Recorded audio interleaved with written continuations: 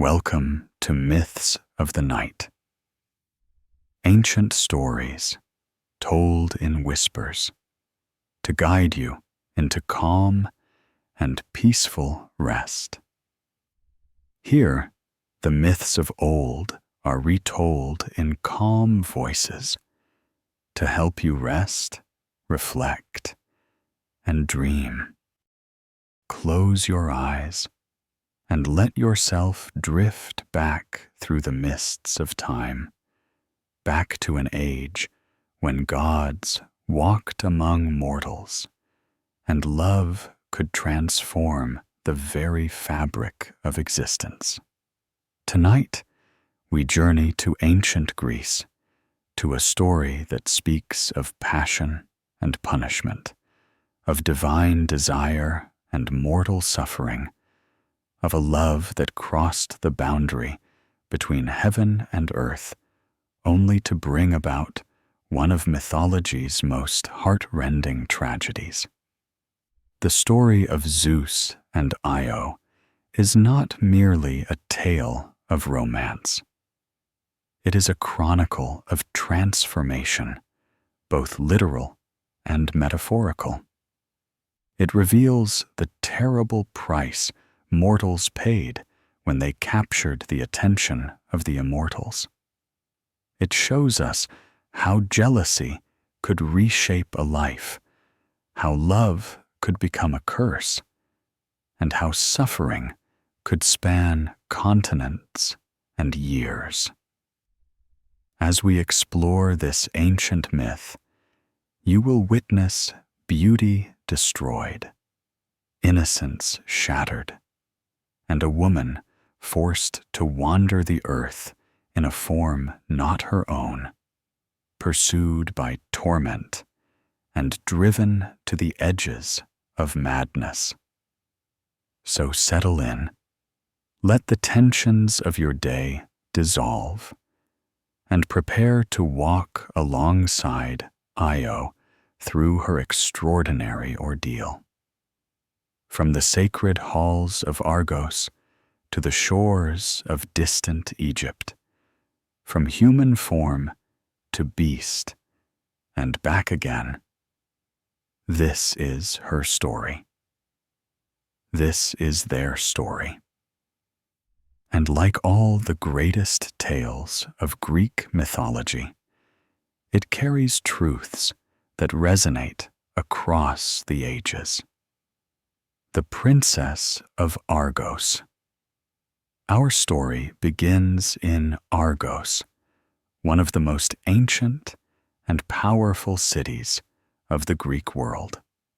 This was a place where mortal and divine realms intersected with particular intensity, where temples rose toward the heavens and priests and priestesses served as intermediaries between humanity and the gods. The landscape itself seemed touched by something beyond the ordinary, with rivers flowing from sacred springs and groves where the very air shimmered with supernatural presence. Here lived a young woman named Io, and from the moment of her birth, she seemed destined for a life intertwined with the divine.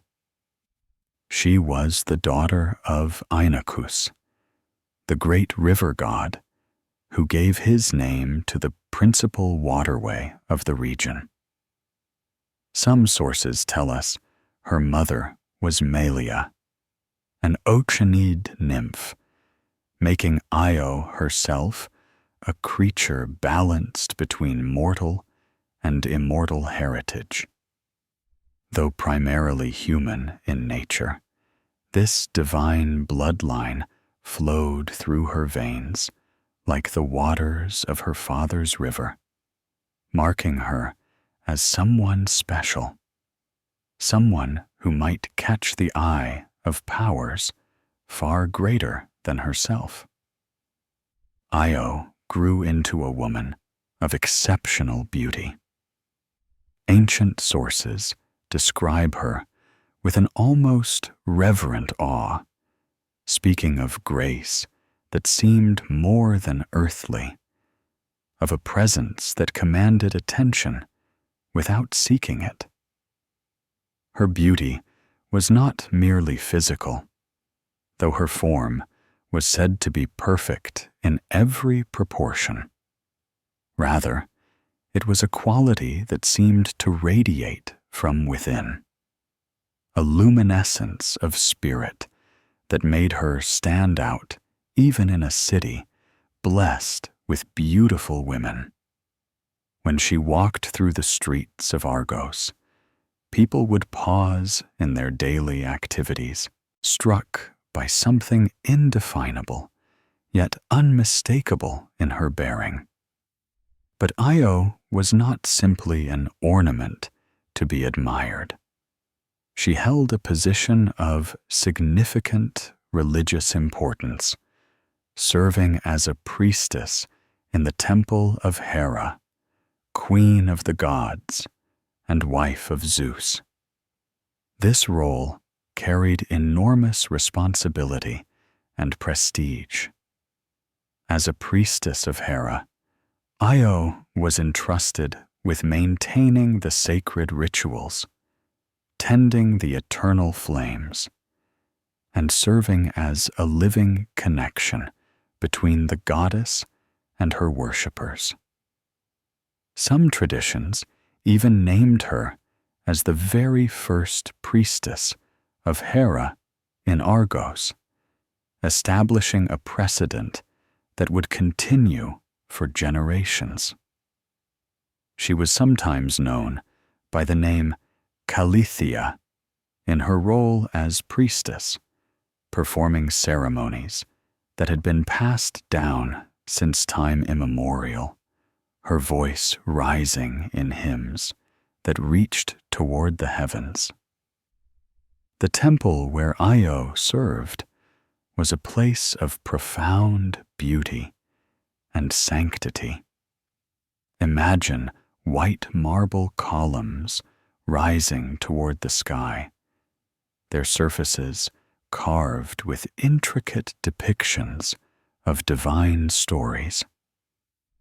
Within its sacred precincts stood statues of Hera herself, rendered in precious materials, eyes of jewels seeming to watch over all who entered. Sacred groves surrounded the temple complex, olive trees ancient beyond reckoning, providing shade and shelter. Here, in this space between earth and heaven, Io performed her duties with devotion and reverence. Her days followed a rhythm as old as the city itself. She would rise before dawn to prepare the morning offerings, ensuring that every detail met the exacting standards required for divine service. She purified herself in sacred waters, donned robes of purest white, and approached the goddess's altar with the proper prayers and invocations.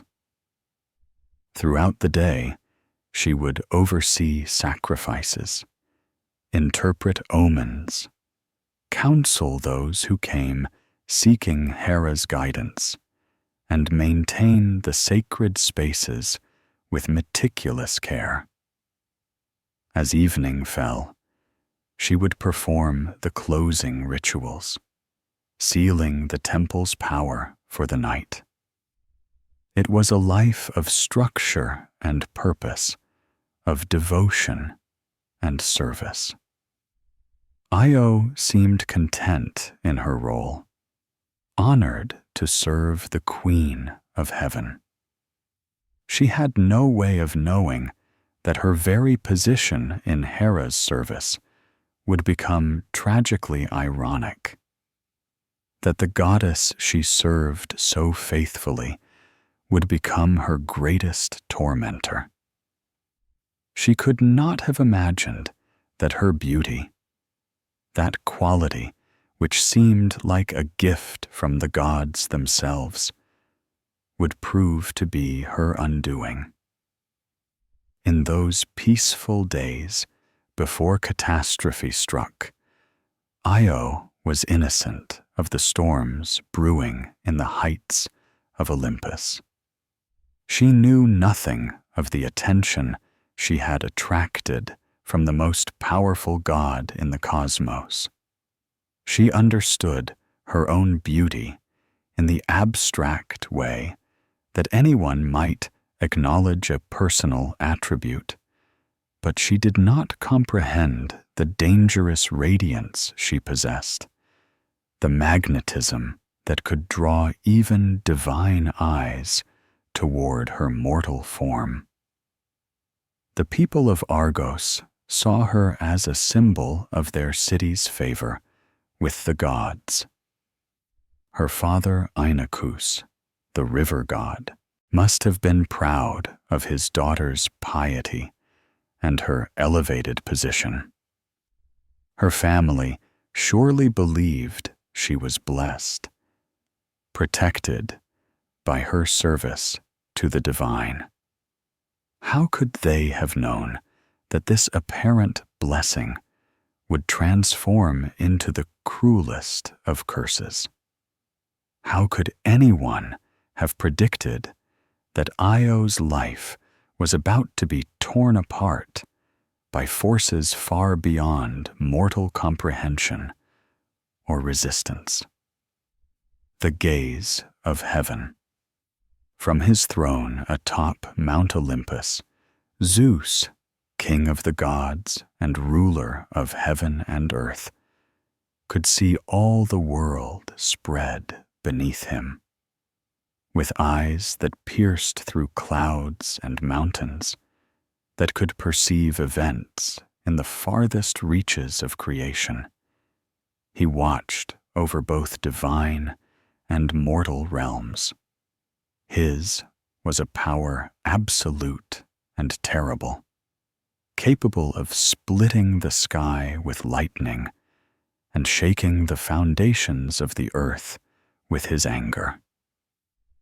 Yet for all his might, Zeus possessed a weakness that had led to countless complications throughout his immortal existence. He was susceptible to beauty, drawn irresistibly to mortal women whose loveliness caught his divine attention. On the day when Zeus's gaze first fell upon Io, she was performing her duties in Hera's temple, completely unaware of the scrutiny she had attracted. Perhaps she was tending the sacred flame, or perhaps she had stepped into the temple's garden to gather flowers for an offering. Whatever the circumstance, at that moment Zeus beheld her, and something within the god's immortal heart ignited with desire. We must understand what this meant. Zeus was not simply powerful. He was power itself, the embodiment of authority and dominion over the cosmos.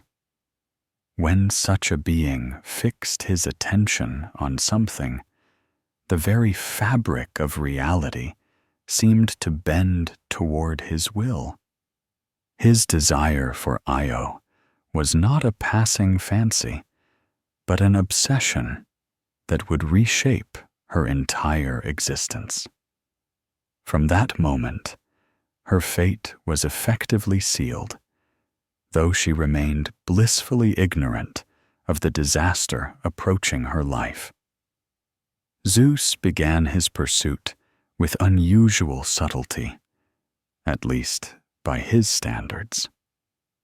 rather than appearing before her in his full divine glory, which would likely have destroyed her mortal form with its intensity, he chose a more indirect approach. He sent dreams to Io, visions that disturbed her sleep and left her waking in confusion and unease.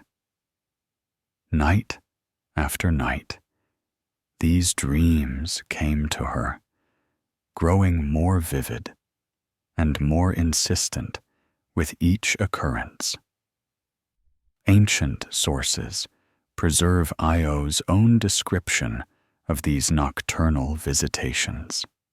She spoke of visions haunting her maiden chamber, of voices that seemed to come from nowhere and everywhere at once, speaking to her in words that were both seductive and commanding. The dreams told her that she was blessed among mortals, that the highest of all gods desired her, that she should not waste her youth in maiden solitude when union with Zeus himself was within her reach. The voices called to her, promising transcendence, promising transformation, promising a connection to the divine that few mortals ever experienced. These were not ordinary dreams. They carried a weight and reality that mere imagination could never produce. Io would wake from them with her heart pounding, her skin flushed, feeling as though something immense and terrifying had brushed against her consciousness. During her waking hours, she found herself distracted, unable to focus on her duties with her usual devotion. The dreams had planted seeds of confusion and fear in her mind. She knew these visions came from something beyond herself, something powerful and insistent. In her innocence and devotion to Hera, Io initially resisted these strange promptings. She confided in her father Inachus about the troubling dreams that plagued her nights. Inachus, concerned for his daughter and uncertain what to make of these visions, did what any pious mortal of that age would do. He consulted the oracles, seeking divine guidance about the meaning of his daughter's dreams and what course of action they should take.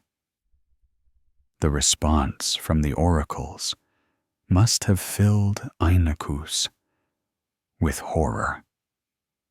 They confirmed what he had perhaps begun to fear. These were no ordinary dreams, but divine communications. Zeus himself had fixed his attention on Io, and the king of the gods would not be denied. The oracles delivered a message of terrible clarity. Inachus must send his daughter away from his house. He must not interfere with what the god desired. To resist would bring down divine wrath not just upon Io, but upon all of Argos. Imagine the agony of Inachus in that moment. He was a god himself, a being of power and ancient lineage, yet he was utterly helpless before Zeus's will. To protect his daughter would mean condemning his entire realm to destruction. The oracles made clear that defiance was futile and would only make matters worse. With a heart surely breaking, Inachus made the agonizing decision to follow the oracle's guidance. He sent Io away from his protection, effectively offering her up to whatever fate Zeus had in store for her. For Io, this banishment must have felt like the ultimate betrayal. Her own father, the river god who had given her life, was forcing her from her home, abandoning her to an uncertain and frightening future. She could not have fully understood why this was happening, could not have grasped the full implications of attracting Zeus's attention. All she knew was that her secure life was crumbling, that the dreams were not ending, but intensifying, and that she was being thrust out into a situation over which she had absolutely no control. Zeus, seeing that the obstacles to his pursuit were being removed, intensified his efforts. He began to manifest more directly, though still not in his full divine form.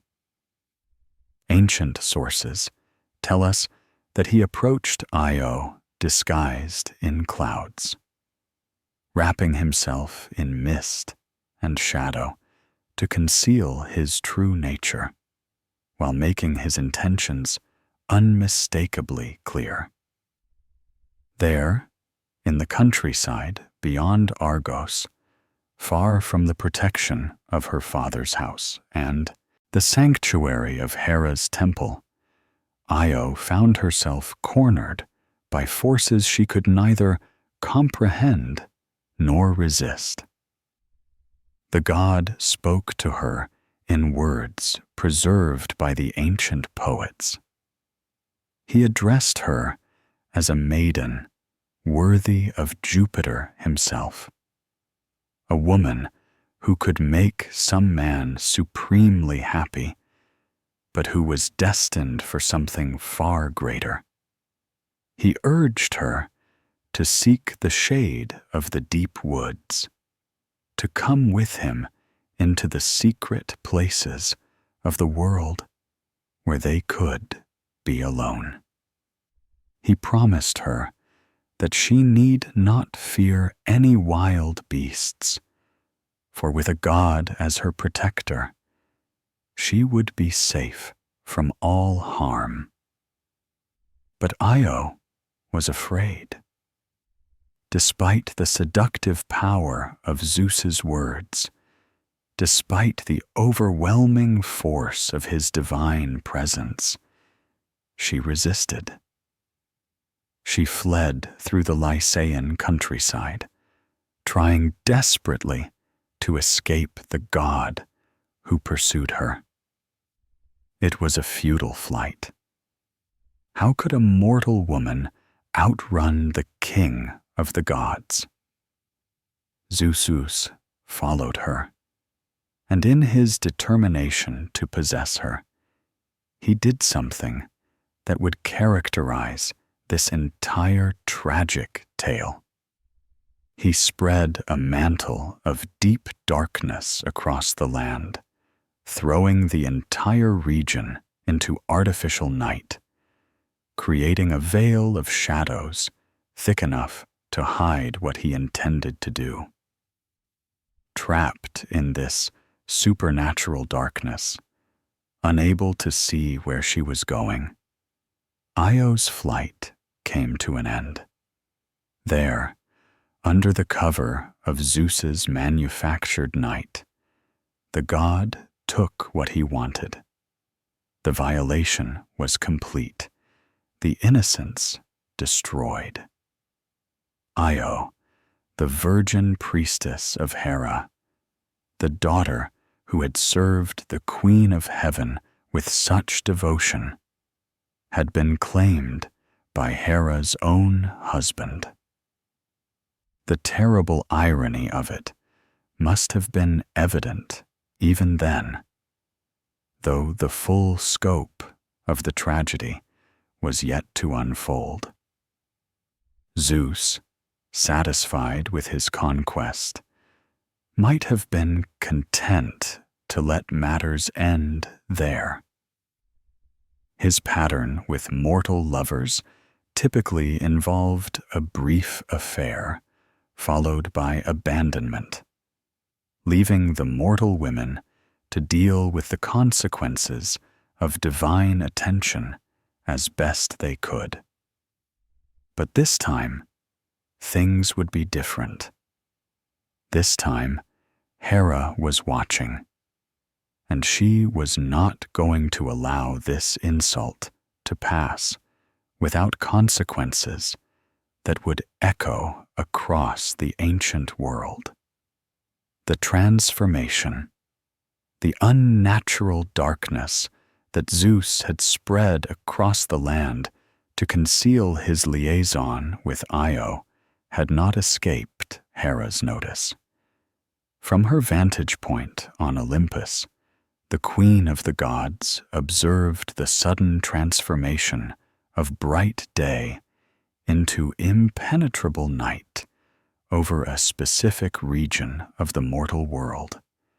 Such manipulations of natural order were Zeus's signature, and Hera had learned through bitter experience what they usually signified. Her husband was up to something, and that something invariably involved another woman. Hera's jealousy was not merely the petty spite of an insecure spouse. She was the goddess of marriage, the divine patroness of marital fidelity and family bonds. Every time Zeus betrayed their union, he struck at the very foundations of what she represented. Each affair was not just a personal insult, but an assault on her divine identity and authority. Over countless ages, Hera had endured these humiliations, and with each one, her anger had grown more refined, more calculated, more terrible in its expression. She descended from Olympus with the force of a storm barely contained, her divine power crackling in the air around her. As she approached the region where Zeus had spread his darkness, she commanded the shadows to disperse, to retreat before her divine authority. The unnatural night had no choice but to obey. Like curtains being torn away, the darkness rolled back, revealing the scene Zeus had sought to conceal. Zeus, sensing his wife's approach, acted with desperate speed. In the split second before Hera's eyes could fully focus on what was before her, he transformed Io. The beautiful young woman, her life already shattered by what had just been done to her, found her body beginning to change.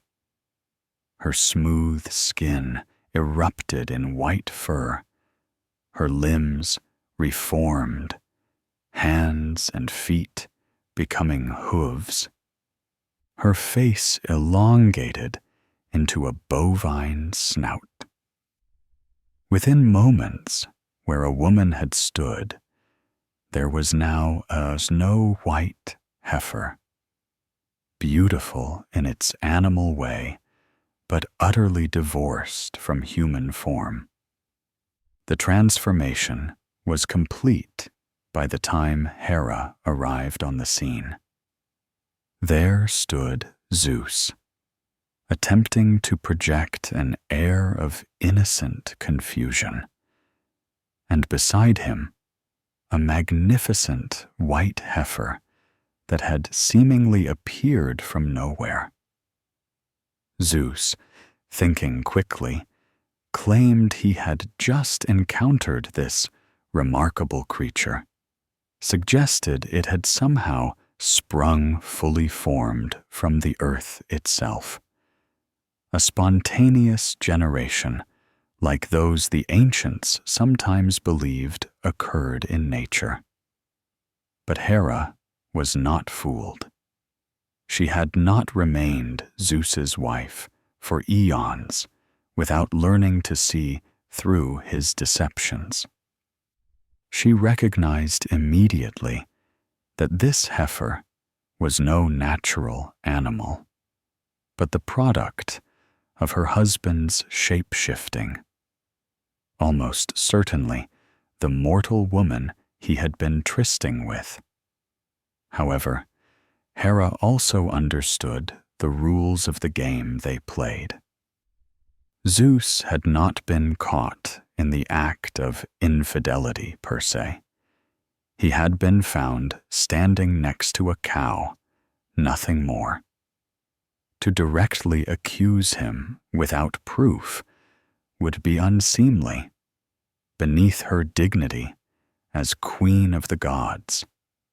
Instead, Hera deployed a strategy of cruel brilliance. She gazed at the heifer with apparent admiration, commenting on the extraordinary beauty of the animal, noting its pure white coat and gentle bearing. Then, with a smile that surely sent chills through Zeus's divine heart, she made a simple request. Would her dear husband not give her this marvelous creature as a gift? It would make such a lovely addition to her sacred herds. Zeus found himself caught in a trap of his own making. To refuse such a reasonable request, to deny his wife such a seemingly trivial gift, would be tantamount to admitting that this animal held special significance to him. It would confirm Hera's suspicions and provide her with exactly the proof she needed to justify her anger. He had no choice, no escape from the corner into which his own deception had painted him. With whatever grace he could muster, Zeus agreed. He presented the heifer to Hera as a gift, thereby placing Io completely in his wife's power. For Io, trapped in her new body, the horror of what was happening must have been beyond comprehension. She had been violated by the king of the gods, transformed into an animal, and now handed over to the very goddess she had served so faithfully. She tried to speak, to protest, to make someone understand that she was not an animal, but a woman, a priestess, a daughter of Argos.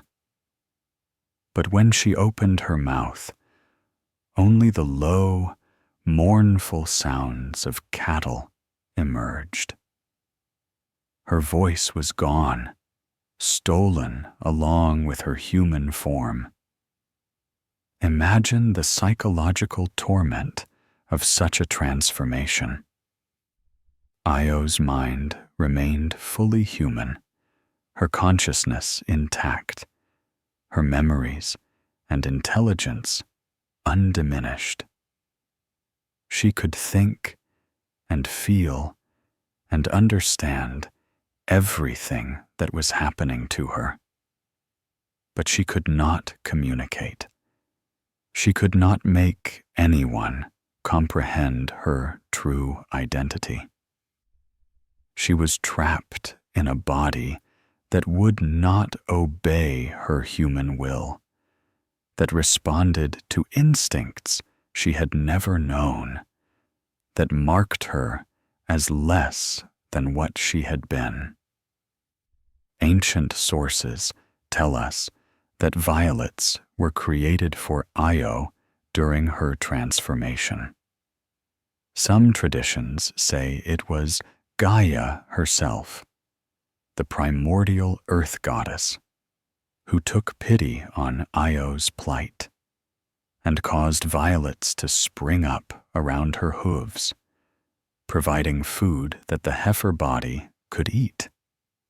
Other versions credit Zeus with creating these sweet-smelling flowers, either from Io's tears or as a gift to make her captivity more bearable.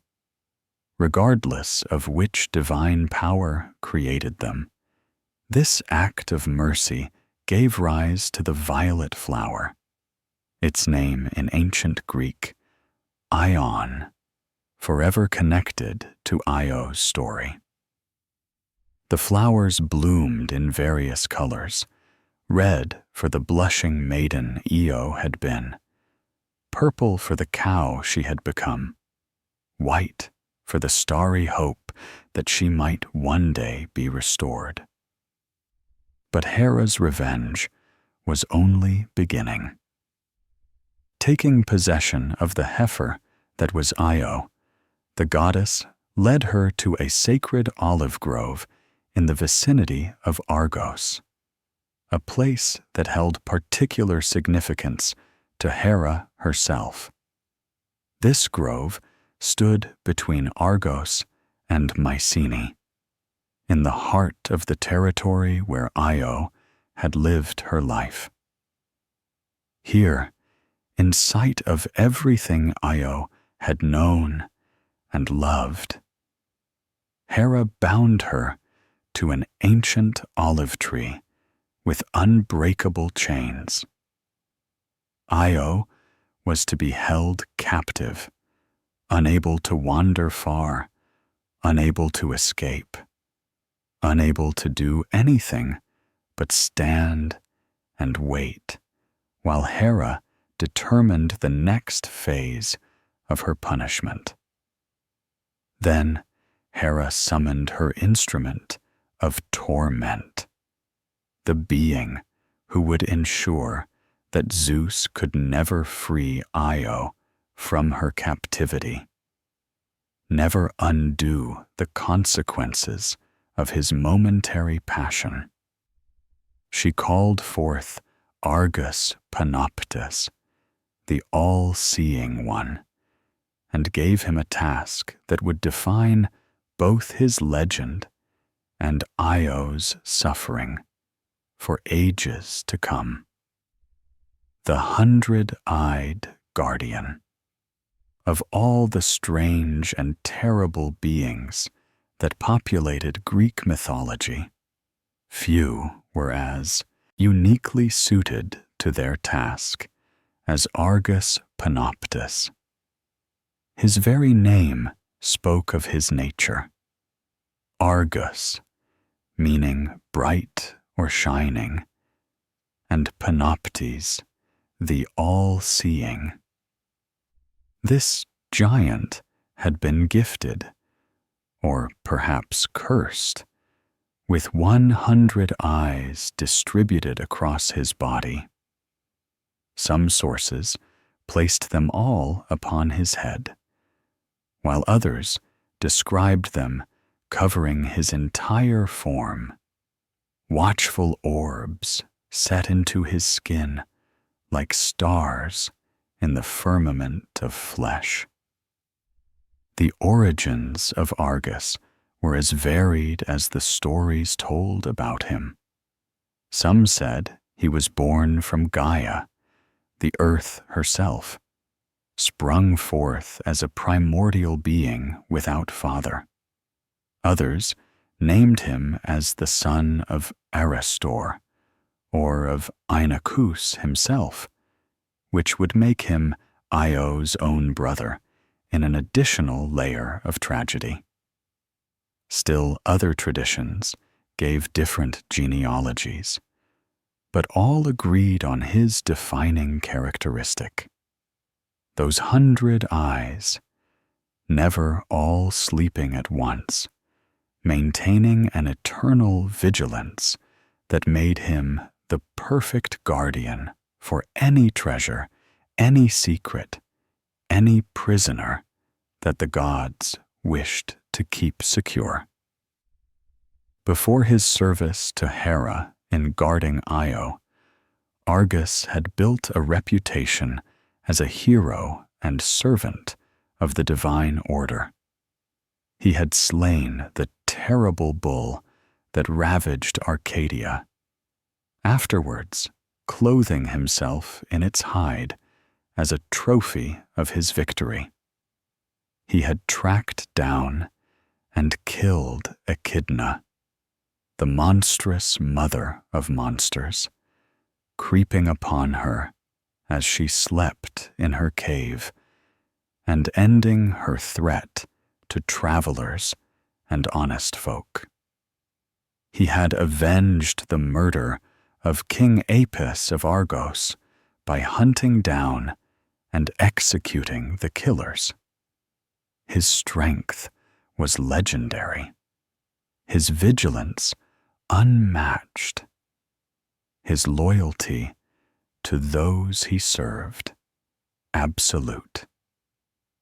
When Hera brought Argus to the sacred olive grove where Io stood chained, the giant must have understood the nature of his new assignment.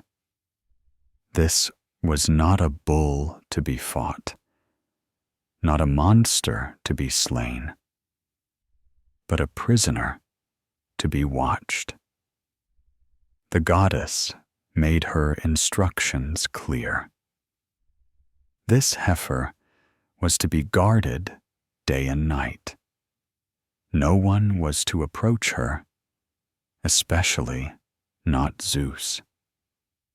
Under no circumstances was Io to be freed from her captivity. Argus's 100 eyes made him uniquely qualified for this task. Even if he grew tired, even if he needed rest, he could allow some of his eyes to close while others remained open and alert. He would maintain his watch with absolute reliability, making any attempt to free Io seem impossible.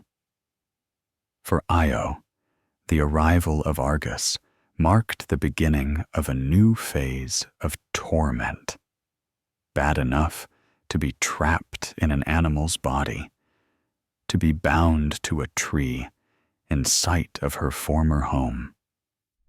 Now she was to be watched every moment of every day by this creature whose multiple eyes never ceased their observation. There would be no privacy, no moment of respite from scrutiny. Every movement, every sound, every instant of her existence would be monitored by her guardian jailer. Argus settled into his task with the dedication of one who understood the importance of his duty. He positioned himself where he could observe Io from all angles, his 100 eyes rotating their attention across her form, the grove, the surrounding countryside. Some of his eyes slept, while others remained awake, creating a rotation of consciousness that never fully ceased.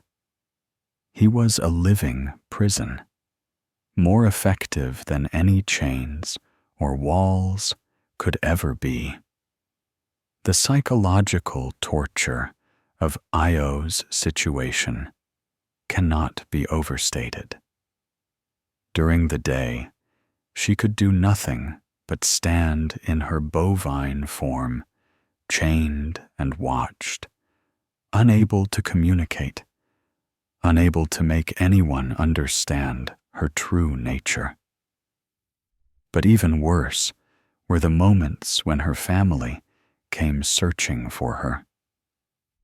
Her father Inachus and her brothers, frantic with worry about the daughter and sister who had vanished, eventually traced rumors and signs to this sacred grove.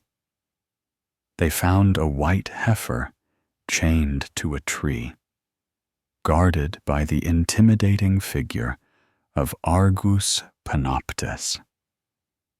They had no reason to suspect this animal was anything more than it appeared, just another element of whatever divine mystery had claimed their beloved Io.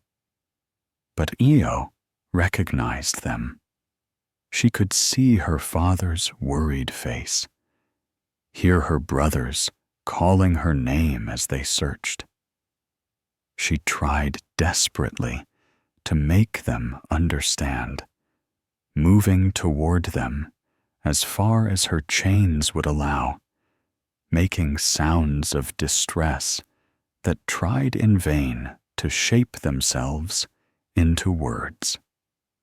Something in the heifer's behavior caught their attention.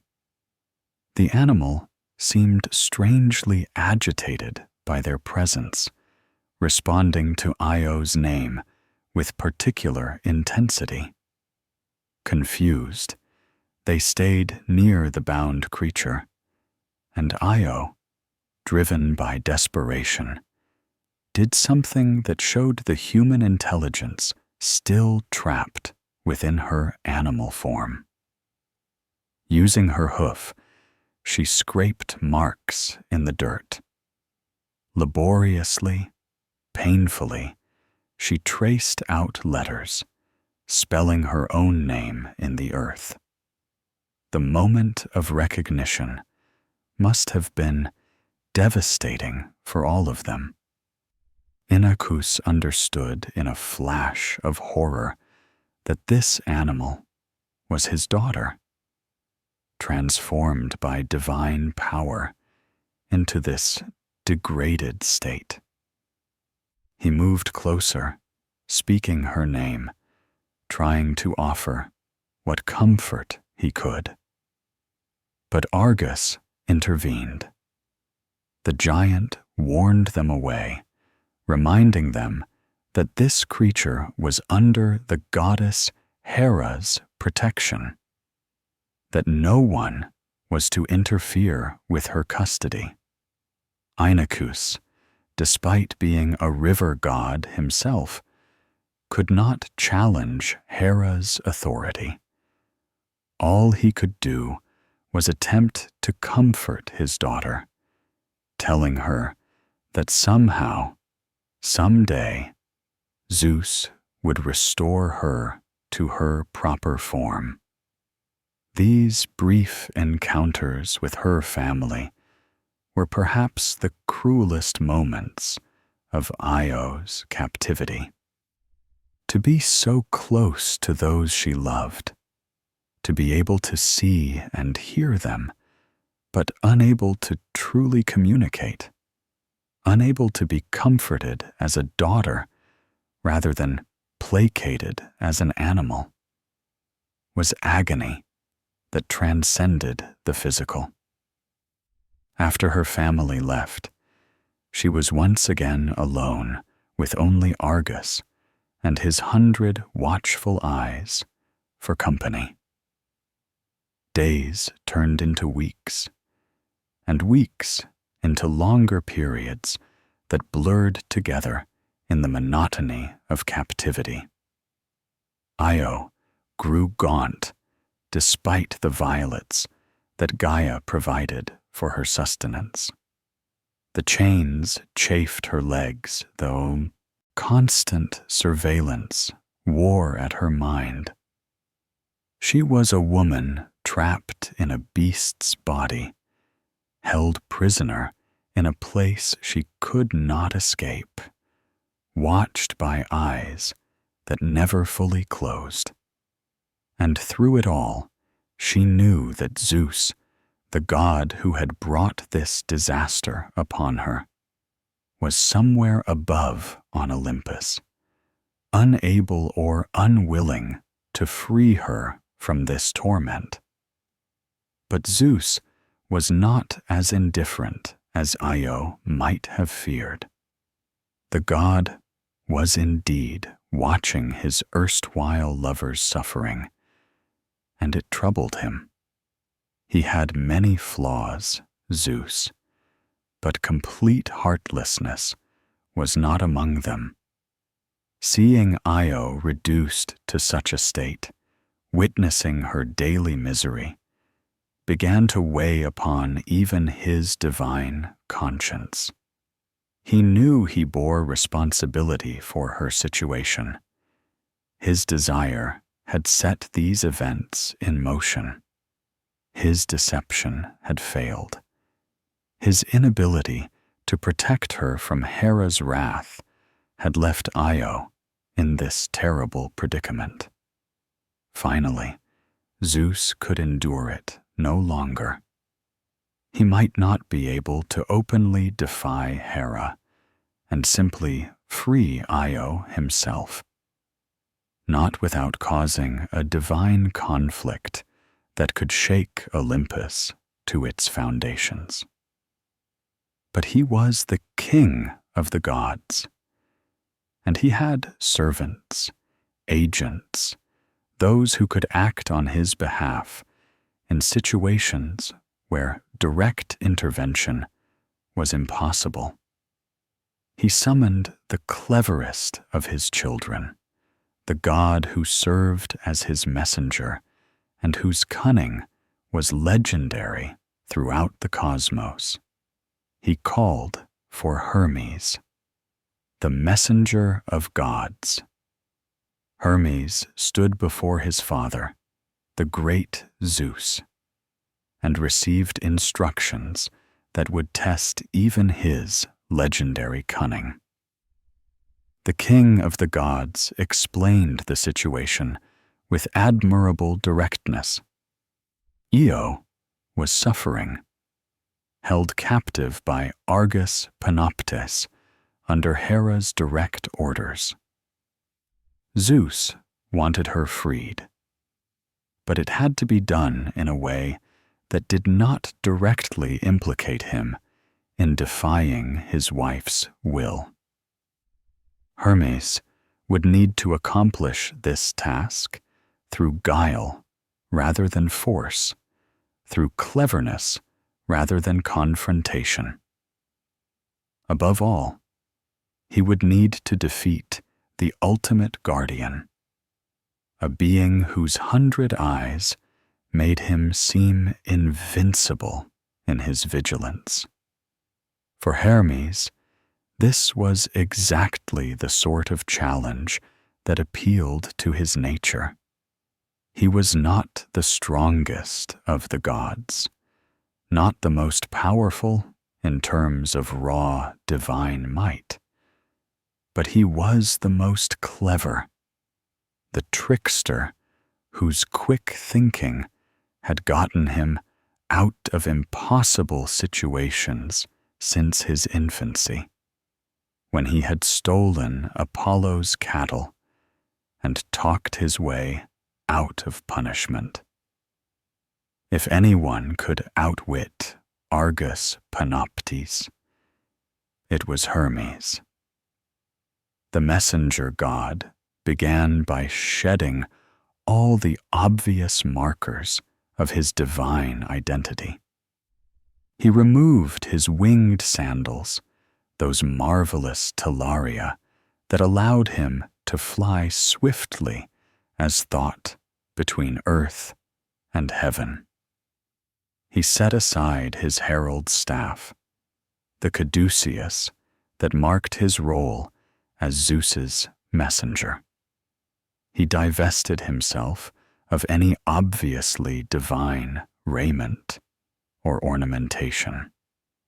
When he was done, he appeared as nothing more than a simple shepherd, a young man who might wander the countryside tending flocks and passing the time with rustic pursuits.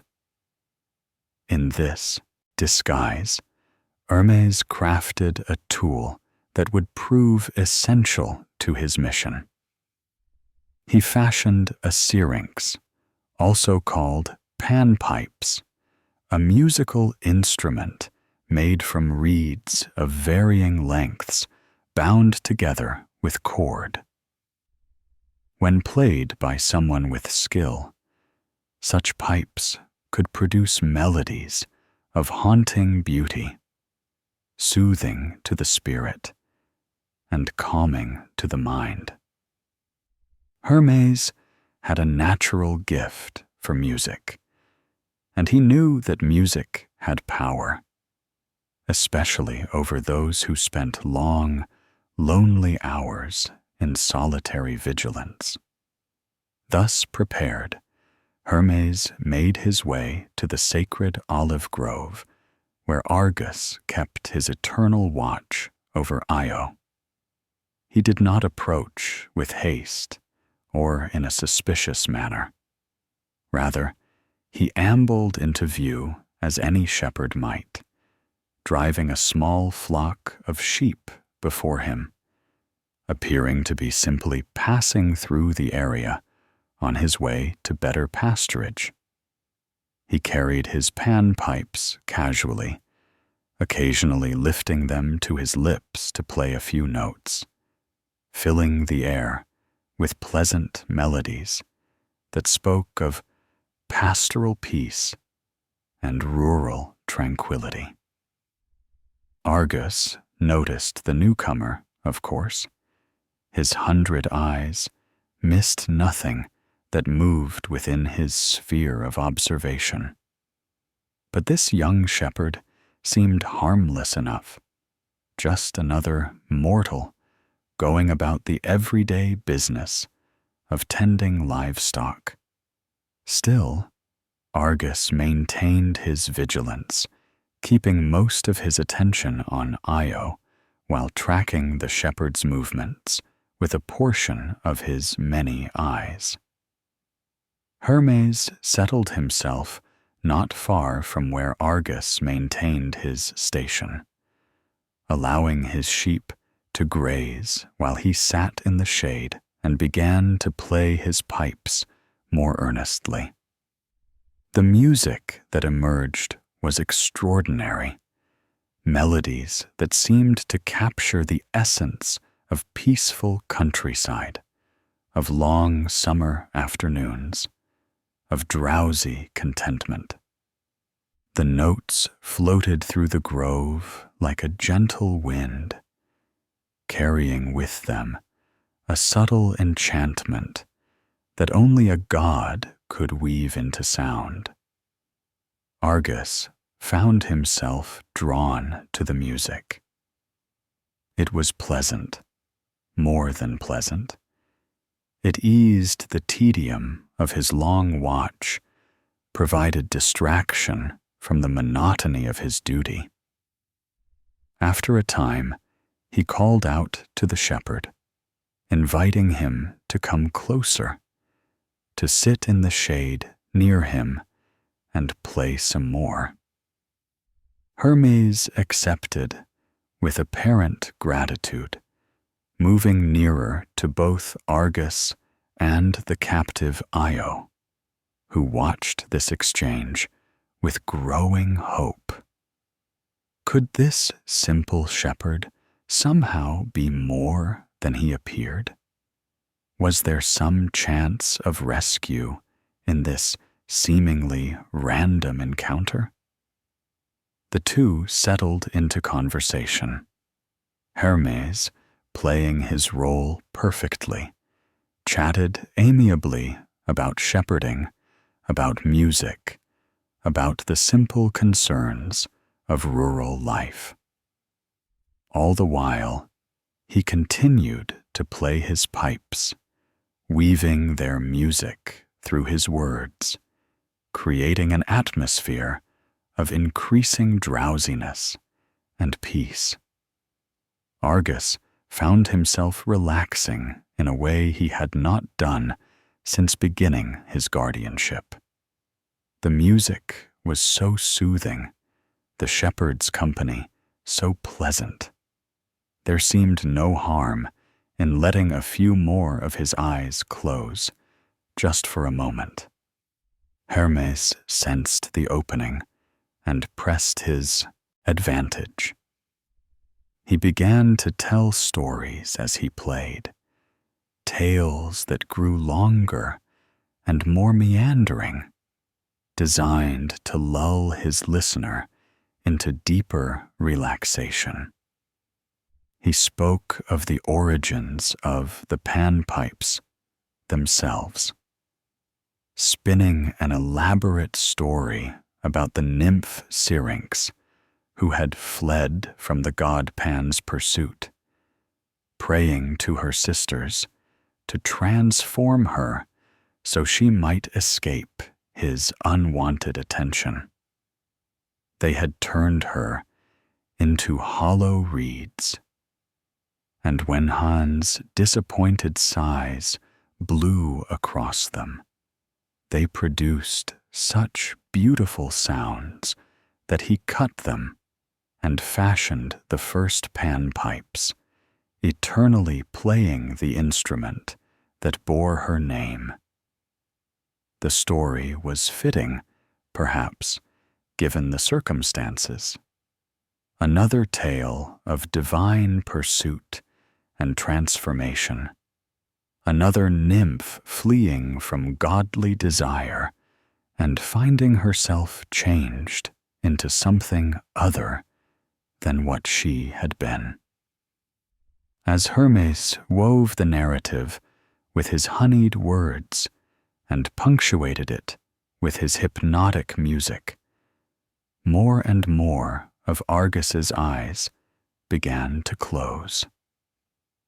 The giant's legendary vigilance was succumbing to the combined assault of divine musicianship and supernatural cunning. Still, Argus struggled against the drowsiness creeping over him. He was aware, on some level, that this should not be happening, that he should be more alert, more wary. But the music was so beautiful, and the shepherd's voice so soothing, and the afternoon so warm and peaceful. More eyes closed, then more. His consciousness began to fragment as different portions of his awareness slipped into sleep, while others tried to maintain their watch. Hermes played on, his music now infused with all the sleep-bringing power at his command. This was no longer merely beautiful melody, but divine compulsion, a lullaby that could put even the most vigilant guardian into slumber. The notes seemed to grow heavier in the air, weighing down on Argus like a physical force, pressing his remaining wakeful eyes toward closure. Finally, inevitably, the last of Argus's 100 eyes closed. For the first time since he had taken up his post, all of his vigilance ceased simultaneously. He slumped into deep sleep, his massive form relaxing completely, his consciousness submerged in dreams from which the music ensured he would not easily wake. The moment Hermes had been waiting for had arrived. He set down his panpipes and rose from where he had been sitting. His appearance began to shift, the shepherd's disguise falling away to reveal his true divine form. He retrieved from the folds of his garment a sword, a blade of divine manufacture that could cut through more than mere flesh. This weapon could sever the threads that bound a spirit to its body, could end even a life as strange and powerful as that of Argus Panoptes. Io watched in mingled hope and horror as the god she now recognized as Hermes approached the sleeping giant. She understood what was about to happen, what had to happen for her to have any chance of freedom. Yet there was something terrible about watching a being who had, in his own way, simply been performing his duty, about to be struck down for following the orders he had been given. Hermes did not hesitate. With a single powerful stroke, he brought the sword down upon Argus's neck, severing his head from his body. The giant's eyes, all 100 of them, flew open in that final instant, a moment of awareness and perhaps shock before death claimed him. His massive form collapsed, blood pooling on the ground of the sacred grove where he had maintained his faithful watch. The death of Argus Panoptes marked the end of one chapter of Io's suffering and the beginning of another. But before we follow her story forward, we must pause to mark the fate of her guardian's remains. Hera, learning of Argus's death, was overcome with grief and rage. He had been her faithful servant, the perfect guardian, and now he lay slain by Zeus's messenger. Her revenge might have been thwarted, but she would ensure that Argus was honored and remembered. The goddess gathered all 100 of Argus's eyes, those orbs that had served her so well in their vigilance. With divine power, she transplanted them onto the tail feathers of the peacock, her sacred bird. From that day forward, the peacock's tail would display those eye-like patterns, the ocelli, that give the bird's plumage its distinctive beauty. Each eye spot on every peacock's tail feathers is said to be one of Argus's eyes, forever watching, forever vigilant, a memorial to the faithful guardian who died in Hera's service. When peacocks spread their magnificent tails, it is as if Argus himself displays his watchful gaze once more, transformed into beauty, but never forgotten. But for Io, standing in her heifer form and watching the scene unfold, there was no time to contemplate the poetic justice of Argus's memorial. Hermes quickly moved to free her from the chains that bound her to the olive tree. The divine bonds fell away at his touch, and for the first time, in what must have felt like an eternity, Io was no longer physically restrained. she was free to move, to run, to escape the grove that had been her prison. Yet her freedom was far from complete. She remained trapped in her animal form, still unable to speak, still divorced from her human nature. And even as Hermes broke her physical chains, another form of bondage was descending upon her. Hera, learning that Io had been freed, unleashed a new torment that would make the captivity under Argus seem almost merciful by comparison, the gadfly's torment. From the heights of Olympus, Hera's fury at being outmaneuvered burned with an intensity that could have scorched the earth. Zeus had managed to free his paramour through his messenger's cunning, had circumvented her punishment, had dared to defy her will. This insult could not stand unanswered. If she could not keep Io imprisoned in one place, she would ensure that the transformed woman found no peace anywhere, that every moment of her existence became a waking nightmare from which there could be no rest.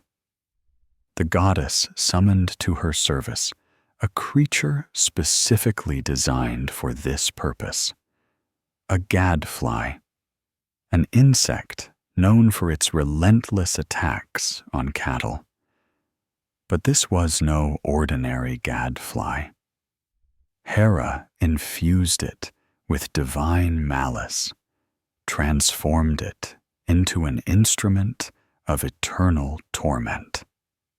This supernatural insect would pursue Io with inexhaustible persistence, stinging her again and again, driving her mad with its attacks, never allowing her a moment's peace, never giving her the chance to rest or recover or find any semblance of calm. The gadfly descended upon Io the moment she was freed from her chains. Its first sting sent a shock of pain through her bovine body that was unlike anything she had experienced before. This was not merely physical pain, though that was considerable. The sting carried with it something else, something that affected her mind as much as her flesh. It injected a venom of madness, a substance that set her nerves on fire and filled her thoughts with panic and confusion. Io ran. She had no choice. Every instinct in her transformed body screamed at her to flee, to escape the source of her agony.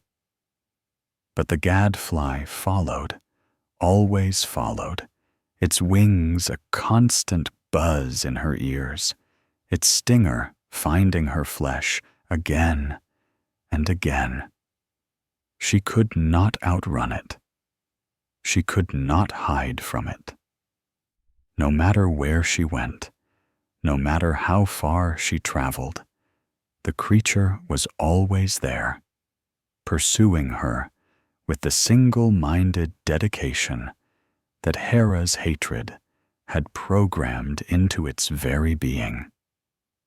Thus began the wanderings that would take Io across the known world, a desperate flight that would span years and continents, that would carry her through lands both civilized and wild, that would test the limits of her endurance and her sanity. She fled from Greece, driven by the gadfly's constant assault, her path determined not by any plan or destination, but simply by the overwhelming need to escape the pain. even though escape was impossible. Her journey first took her northward and eastward. She ran through the wild regions beyond civilized Greece, through forests and mountains, across rivers and through valleys. Everywhere she went, the gadfly followed. And everywhere she passed, the locals would mark the passing of the maddened white heifer, driven by forces they could not understand. Some who saw her recognized the signs of divine involvement and stayed clear, knowing better than to interfere in the affairs of gods. Others simply marveled at the strange sight of a beautiful white cow racing through their lands, as if pursued by invisible demons. Eventually, Io's frenzied flight brought her to a narrow strait of water separating Europe from Asia.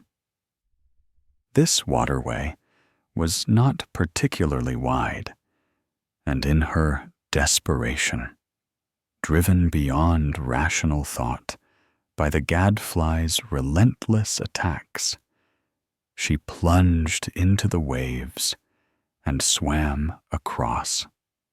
The cold water provided momentary relief from the stinging, but the gadfly simply circled above, waiting for her to emerge on the far shore. When she did, dragging herself onto the Asian bank, the torment resumed immediately.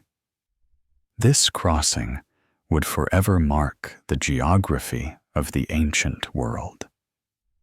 The strait where Io swam from one continent to another became known as the Bosporus, a name that literally means cow's ford or cattle crossing. Even today, that body of water bears this name, an eternal reminder of Io's desperate flight from divine punishment. The ancient Greeks and Romans who sailed through the Bosporus knew the story, knew that they were traversing the same waters that had once been crossed by a transformed priestess fleeing from a goddess's wrath. But crossing into Asia brought Io no relief from her suffering. If anything, the torment intensified. The lands through which she now fled were stranger, more foreign, further from everything she had known. She continued eastward and southward, her path becoming a winding trail of misery across the ancient world. The gadfly gave her no rest, not even at night. If she tried to stop, if exhaustion forced her to pause, the stings would intensify until she had no choice but to move again. In her maddened state, Io must have lost track of time. Days blurred into weeks, weeks into months. The seasonal changes marked the passage of time in ways she could barely register. She traveled through regions of intense heat and bitter cold, through drought and flood, always moving, always fleeing, always suffering. Her beautiful white coat became matted and dirty. Her bovine form grew gaunt from the constant exertion and irregular feeding. Her mind, still human despite her animal body, fractured under the strain of unending torment. Some of the places through which Io passed retained the memory of her journey in their names and legends. The Ionian Sea, that body of water west of Greece, was said by some to commemorate her wanderings. Various regions claimed that the maddened heifer had passed through their lands, and local traditions preserved stories of the white cow driven by invisible forces, a creature that inspired both pity and fear in those who witnessed her desperate flight. Her wanderings eventually brought her to the Caucasus Mountains, that formidable range that divides Europe from Asia, where the peaks reach toward the heavens and the valleys plunge into shadow. It was in these mountains that Io encountered another victim of divine punishment, someone who understood her suffering in ways that few others could. She found Prometheus, the Titan, who had stolen fire from the gods and given it to humanity, who was now paying for his defiance in the most terrible way imaginable. Prometheus was bound to a rock face high in the mountains, chains of divine manufacture holding him in place. Each day, an eagle would come to tear at his liver, feeding on the immortal flesh that regenerated each night, only to be torn apart again the following day. This was to be his punishment for all eternity, or at least until the complex prophecies surrounding his fate came to fulfillment. He hung there in agony, a warning to any who might consider defying Zeus's authority, a symbol of the terrible price of rebellion against divine order. When Io, in her maddened flight, stumbled into the region where Prometheus was bound, the Titan recognized immediately what she was. His gift of foresight, that prophetic ability that had led him to steal fire in the first place, allowed him to see through her bovine form to the human woman trapped within. He called out to her, his voice carrying authority and compassion despite his own suffering. Io, hearing a voice speaking to her with understanding rather than confusion or fear, paused in her flight. The gadfly still buzzed and stung, but for the first time since her torment began, someone was addressing her as what she truly was, rather than what she appeared to be. She approached the bound Titan, and Prometheus spoke to her with the kindness of one sufferer to another. He told her that he knew her identity, knew her story, understood what had been done to her and why. He acknowledged her suffering and the injustice of her punishment for a crime she had not committed, for attracting attention she had never sought. His words provided a balm that no medicine could match, the simple recognition of her humanity, the acknowledgement that she was a person enduring a terrible trial rather than merely an animal afflicted with strange behavior. But Prometheus offered more than just understanding. He gave her something precious, beyond measure: hope.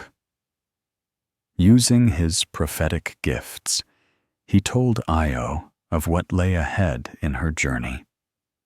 Her wanderings, he said, would continue for some time yet. She would traverse many lands, encounter many peoples, witness things that few mortals had ever seen.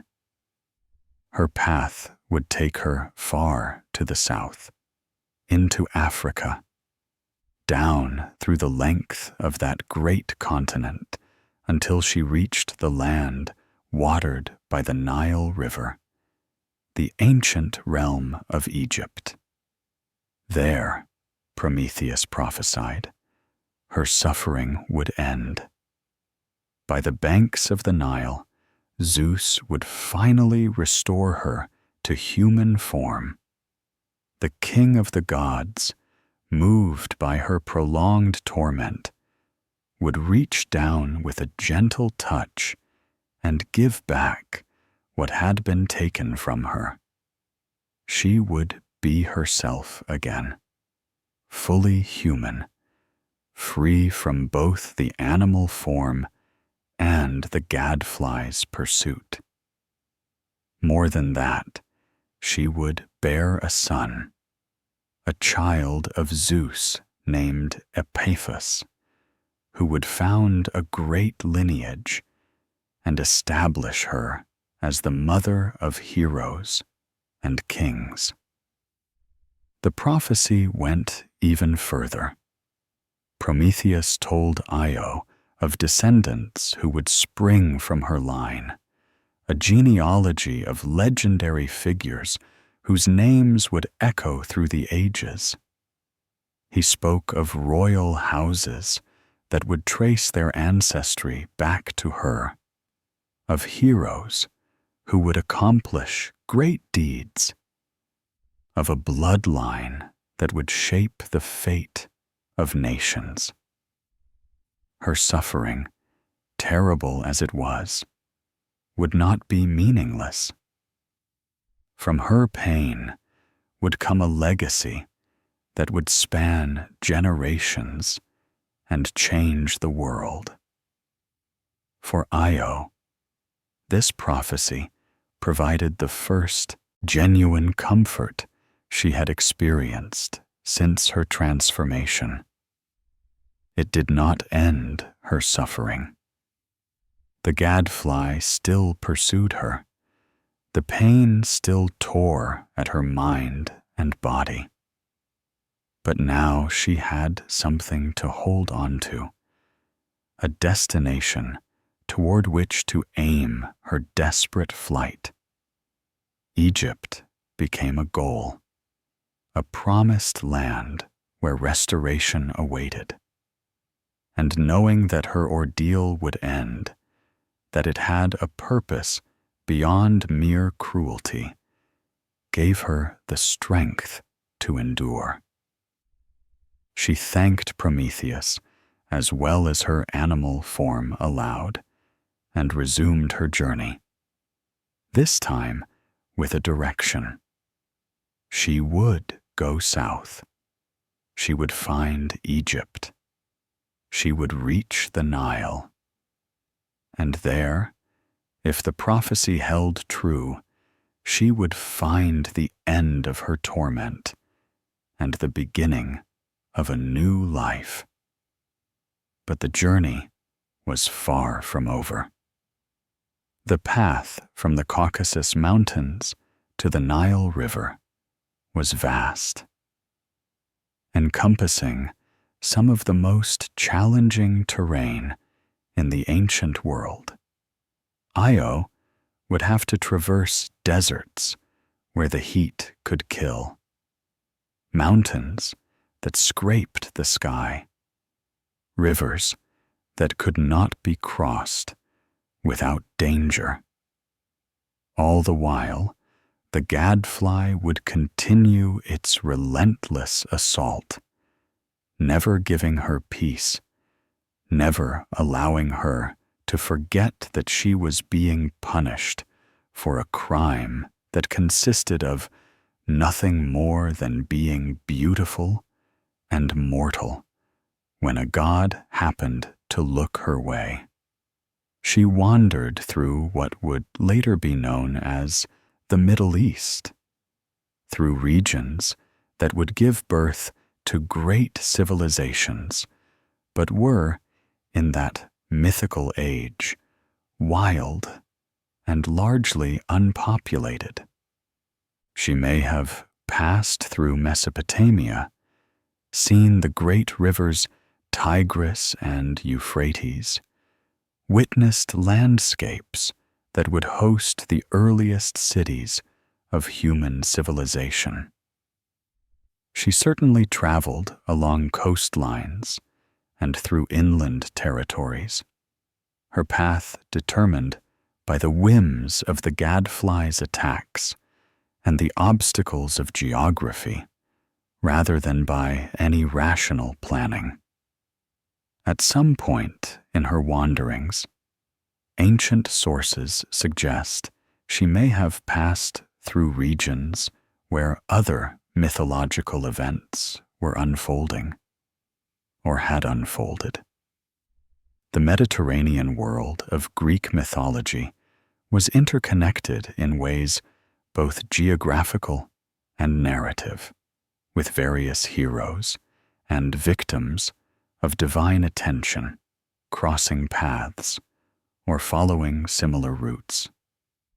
Io's journey took her through the ancient world at a time when gods still walked among mortals and wonders were commonplace, though none of those wonders brought her relief from her specific torment.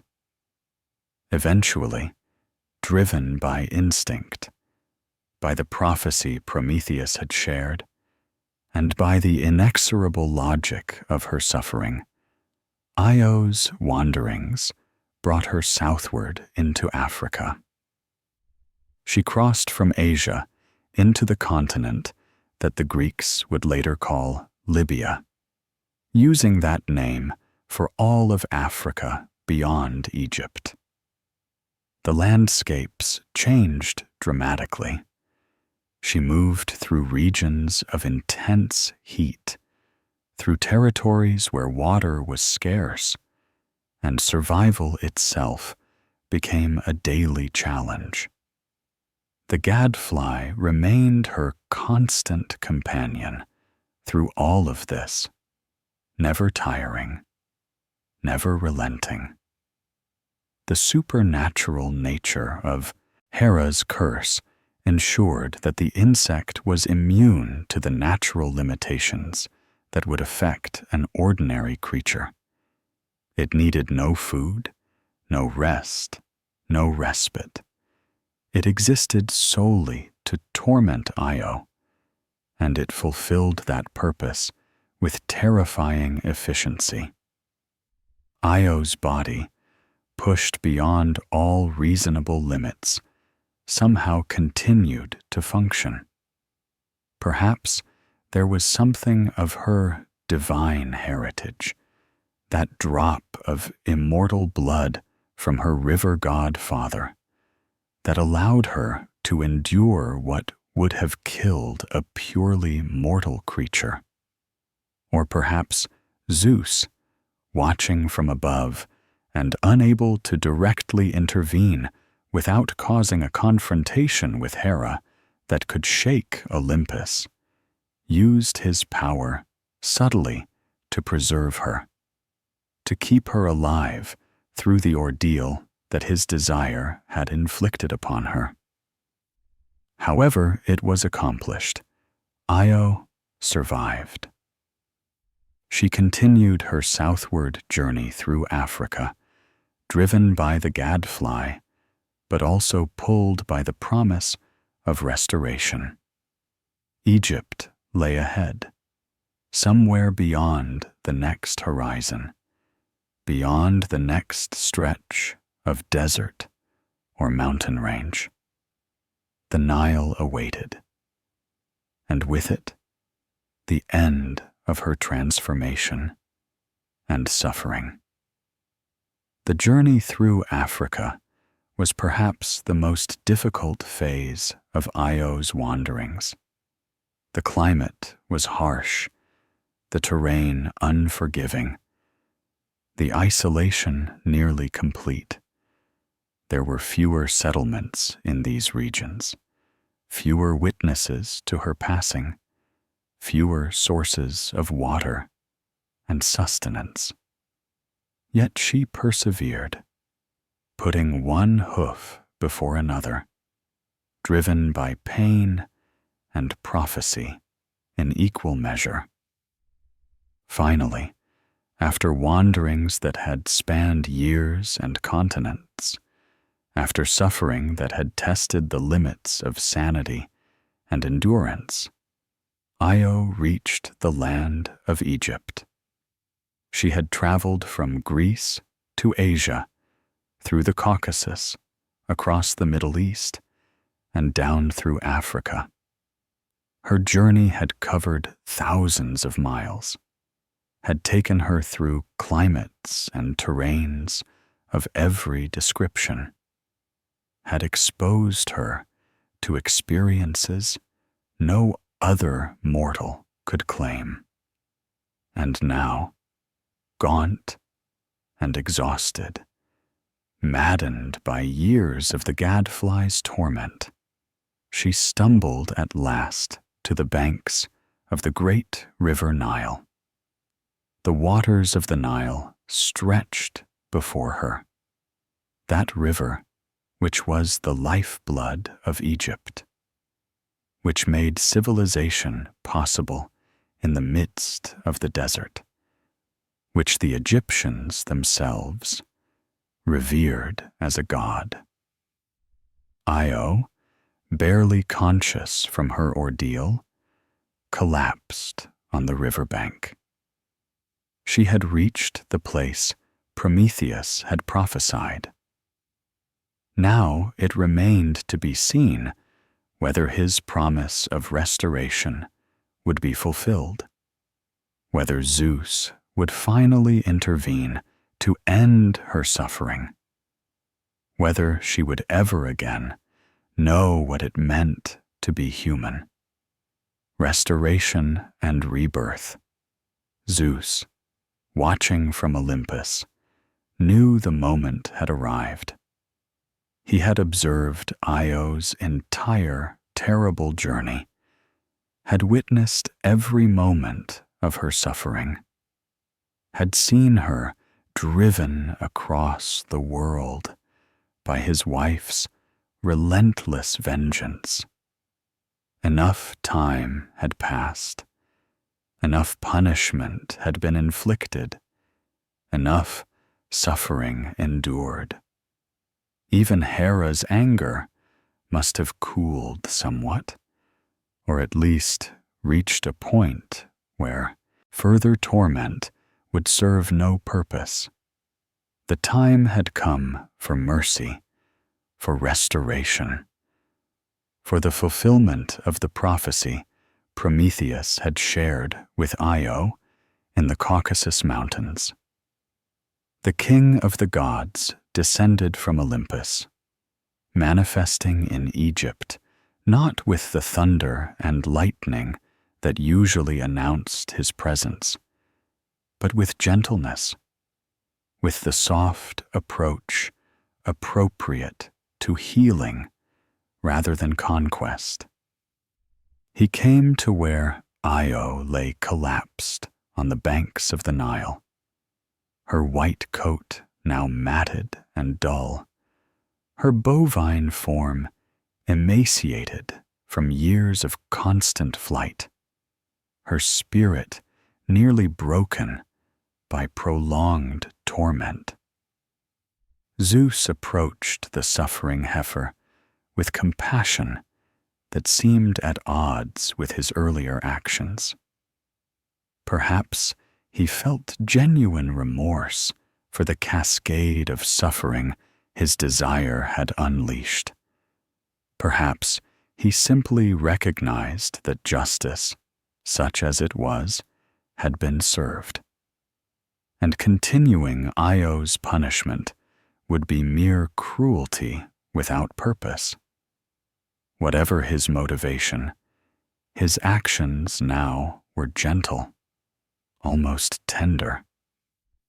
He reached out his hand and placed it upon Io's head, that touch carrying with it the full power of the king of the gods, but directed now toward restoration rather than transformation.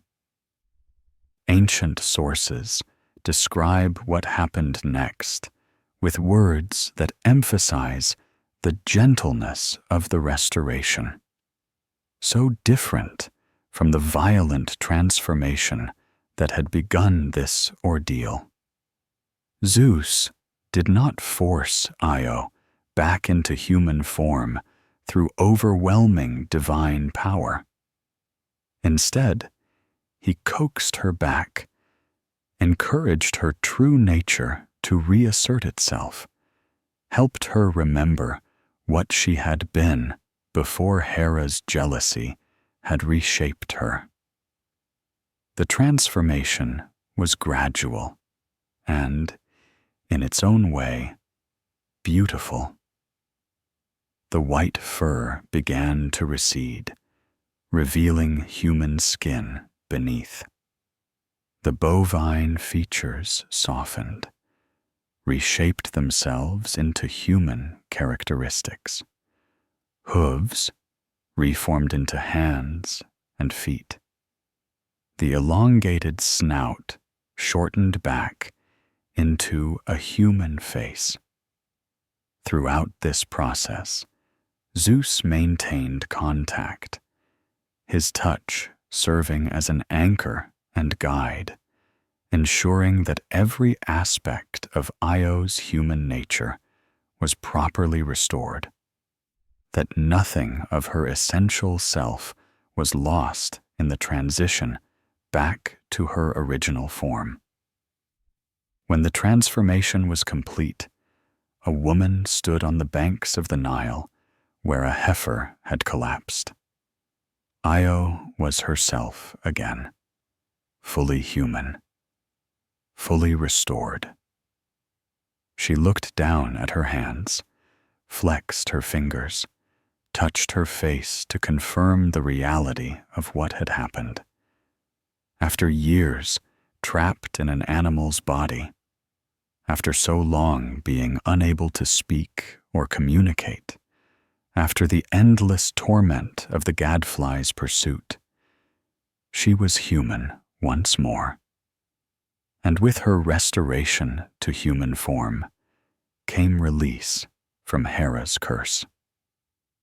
The gadfly, that supernatural instrument of torment that had pursued her across continents and years, simply vanished. The constant pain, the maddening stings, the relentless pursuit that had defined her existence for so long, all ended in an instant. For the first time since that terrible day when Zeus had transformed her in a desperate attempt to hide his affair, Io knew peace. She stood on the riverbank, human and free, and wept.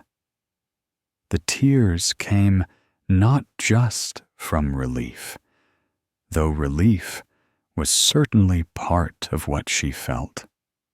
She wept for all that had been taken from her, for the years of suffering, for the innocence and security of her old life that could never be recovered. She wept for her family, left behind in Argos, who believed their daughter lost forever. She wept for Argus, who had died simply for performing his duty. She wept for herself, for the woman she had been, who would never exist again. Transformed by suffering into someone new.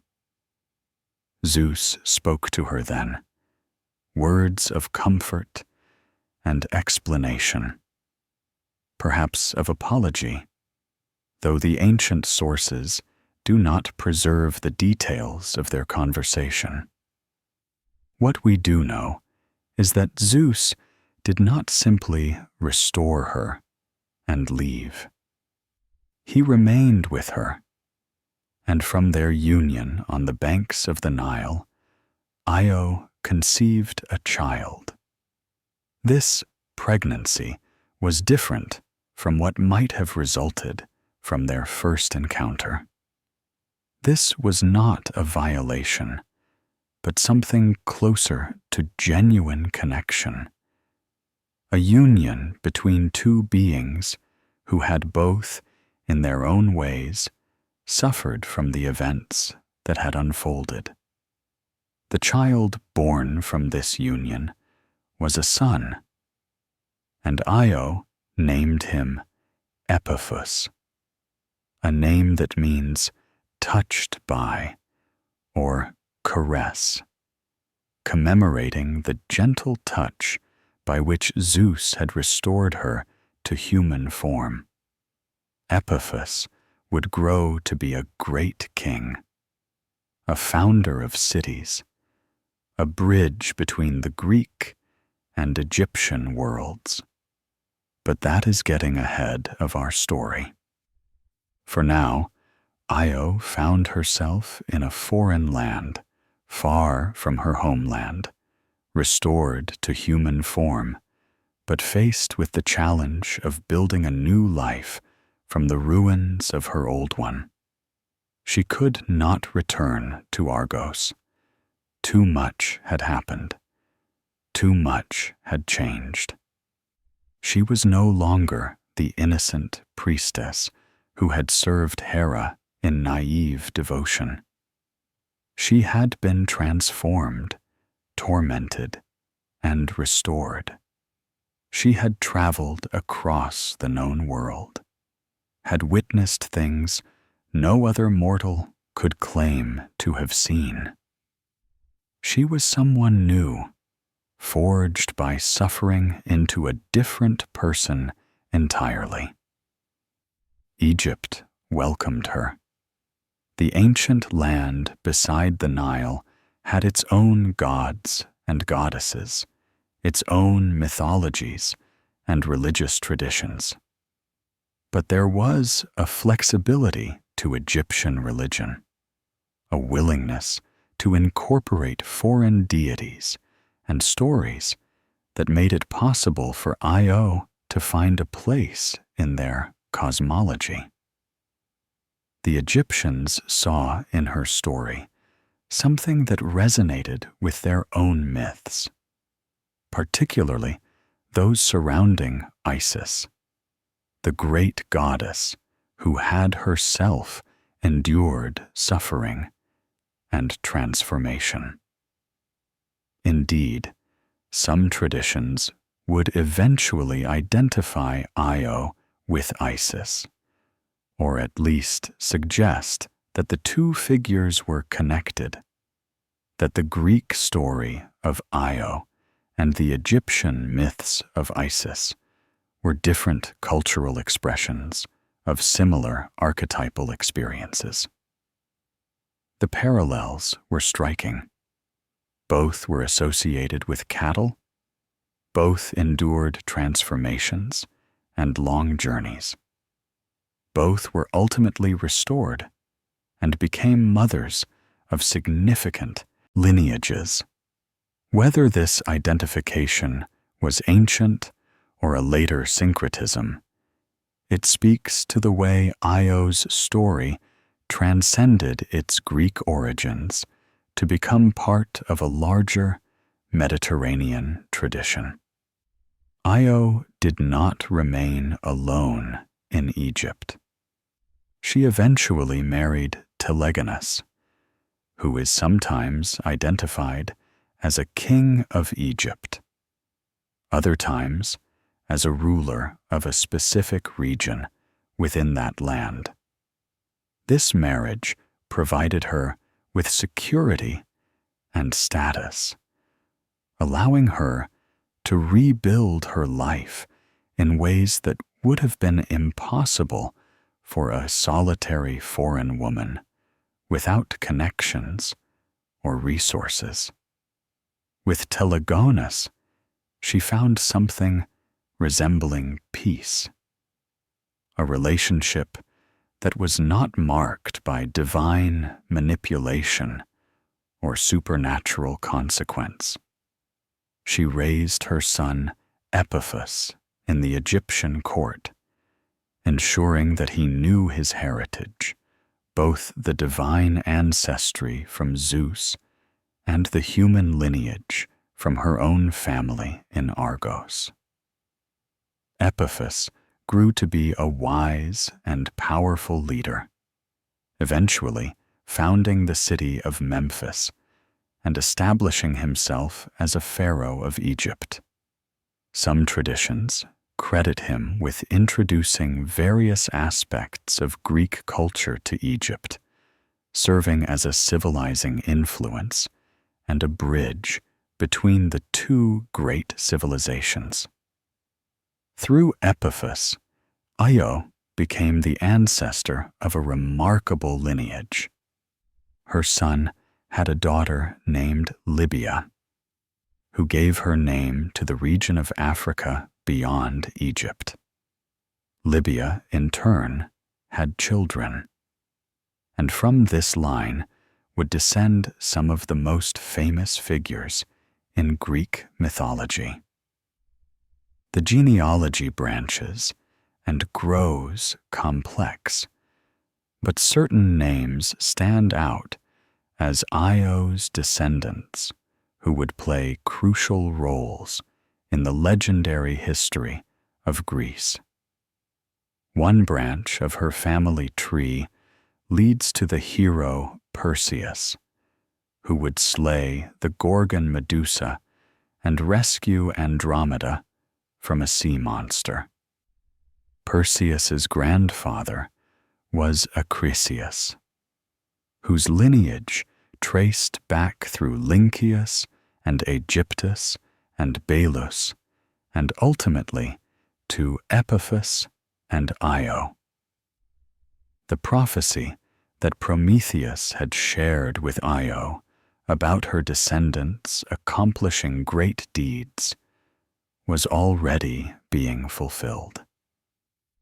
Another branch leads to Heracles, perhaps the greatest of all Greek heroes. The genealogy is complex, but Heracles' ancestry eventually traces back to Io through Perseus and others of her line. Thus, the woman who had suffered so terribly at Zeus's hands became, through the generations, an ancestress of the sun who would be Zeus's greatest champion among mortals. The twin brothers, Aegyptus and Danaus, whose descendants would populate Egypt and Argos respectively, were also said to be among Io's lineage. Danaus would return to Argos, Io's original homeland, bringing with him his 50 daughters, the Danaides, and establishing himself as king. Through this line, Io blood returned to the place where her story had begun, completing a circle that spanned generations and continents. Cadmus, the founder of Thebes, and the one who brought the Phoenician alphabet to Greece, was sometimes included in Io's genealogy as well. If this tradition is accepted, then Io's descendants shaped Greek civilization in fundamental ways, contributing not just heroes, but the very means of recording and transmitting knowledge through writing. The extent of Io's legacy through her descendants is staggering. From Perseus to Heracles, from the royal houses of Argos to the founders of Thebes, from the pharaohs of Egypt to the colonizers of distant lands, Io's blood flowed through the veins of those who shaped the ancient world. The prophecy Prometheus had shared with her in the Caucasus Mountains was fulfilled many times over. Her suffering had not been meaningless. From her pain had come a lineage that would echo through history. But what of Io herself in her later years? The sources are largely silent on her life after the dramatic events of her restoration and the birth of Epiphus. We can imagine that she found something resembling peace in Egypt, far from the land where her troubles began, far from the jealous gaze of Hera.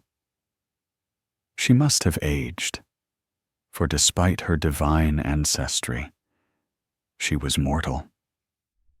Perhaps she grew old watching her son rise to power, seeing her grandchildren play in the Egyptian court, secure in the knowledge that her lineage would continue long after she was gone.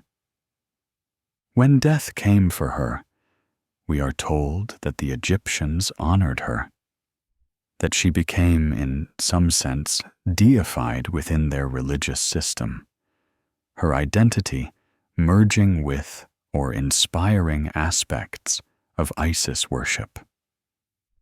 The woman who had been a priestess of Hera in Argos ended her days revered in a foreign land, transformed once again, but this time from suffering mortal to honored figure in a different culture's pantheon.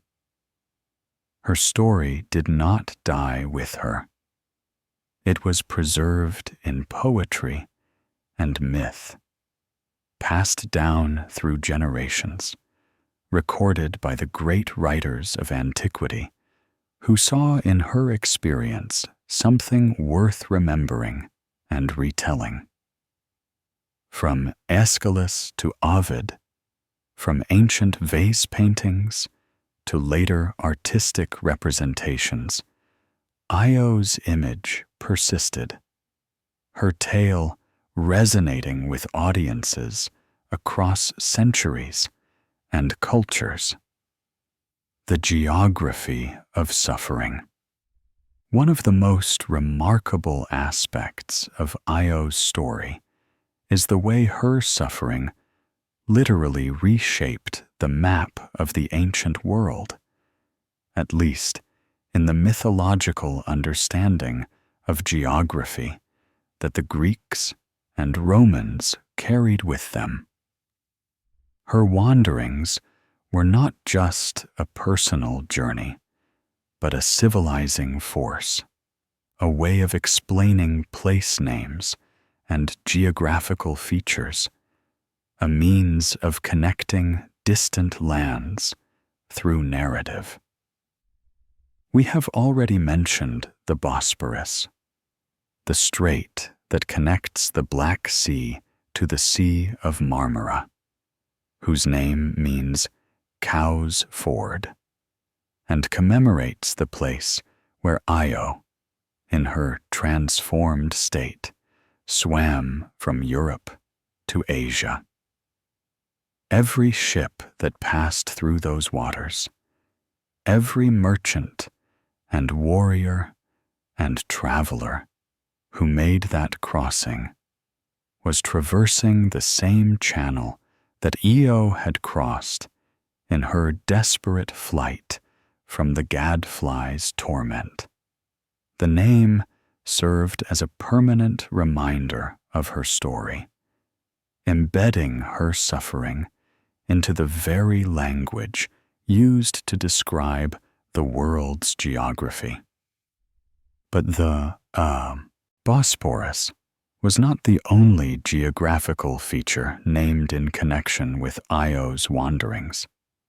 The Ionian Sea, that body of water lying between Greece and Italy, between the Balkans and the Italian peninsula, also bore a name connected to her story. The ancient Greeks recognized in that sea's name a reference to Io, whether because she had traveled across those waters during her wanderings, or simply because the name had become associated with her widespread geographical connections. Mount Hermes in Thrace, now part of the Balkan mountain range, was said to have been named by Io during her wanderings, though the exact circumstances of this naming vary between sources. Some suggested she climbed the mountain seeking relief or perspective during her tormented flight. Others, that she simply passed through the region, and local peoples associated the landmark with her legendary journey. Even more distant geographical connections were made. As Greek exploration and colonization spread the Hellenic world across the Mediterranean and into regions beyond, places that the Greeks encountered would sometimes be connected back to Io's wanderings. Her story became a way of explaining the exotic, of incorporating foreign lands into the Greek mythological framework, of creating continuity between the homeland and distant territories. The practice of using mythological figures to explain geographical names was common in ancient thought. But Io's story was particularly suited to this purpose because her wanderings had been so extensive and her route so wide-ranging. She had traveled from Greece to Asia, through the Caucasus, across the Middle East, and down into Africa. Along this path, which encompassed a significant portion of the ancient world as the Greeks understood it, various locations could be connected to her passage. In some ways, Io's geographical legacy served a similar purpose to that of other wandering figures in Greek mythology. Like Odysseus, whose return from Troy took him to various locations around the Mediterranean, or the Argonauts, whose quest for the Golden Fleece brought them to the Black Sea and beyond. These traveling heroes and their stories provided a mythological framework for understanding geography, creating narrative connections between distant places, and establishing cultural claims to far-flung territories. But there was something unique about Io's geographical impact because her travels were not purposeful in the way that Odysseus's journey home or the Argonauts' quest for the fleece were purposeful. She was not seeking anything, not trying to accomplish any goal. She was simply fleeing, driven by pain and madness, her route determined by desperation rather than intention. Yet from this purposeless wandering came a meaningful pattern, a connection between lands that served to unify the ancient world within a single narrative framework. The connection between Io and Egypt was particularly significant for Greek culture. Egypt was ancient, beyond Greek reckoning, a civilization that had already been old when the earliest Greek cities were being founded. Connecting Greek mythology to Egypt through Io provided a way of relating to that antiquity, of claiming a connection to the Nile Valley's power and prestige. Io became a bridge between Greek and Egyptian cultures, her story serving as a foundational myth that explained the relationship between these two great civilizations. Moreover, the identification or association of Io with the Egyptian goddess Isis created religious connections that would persist and develop over centuries. In the Hellenistic period, after Alexander the Great's conquests had brought Greek and Egyptian cultures into direct and sustained contact, the syncretism between Greek and Egyptian deities became increasingly elaborate. Io's story, with its Egyptian conclusion and her connection to Isis, provided precedent and framework for this religious blending. The genealogical connections flowing from Io also had geographical implications. Her descendants would found cities, establish kingdoms, colonize new territories. Wherever her lineage spread, it carried with it the story of her wanderings and suffering. The royal houses that claimed descent from her could point to her story as evidence of their connection to divine power, to their right to rule, to their place in the broader mythological history of the Greek world. In a sense, Io's suffering had mapped the ancient world, at least the world as the Greeks understood and related to it. Her tormented path had traced connections between Europe and Asia, between Greece and Africa, between the known and the mysterious.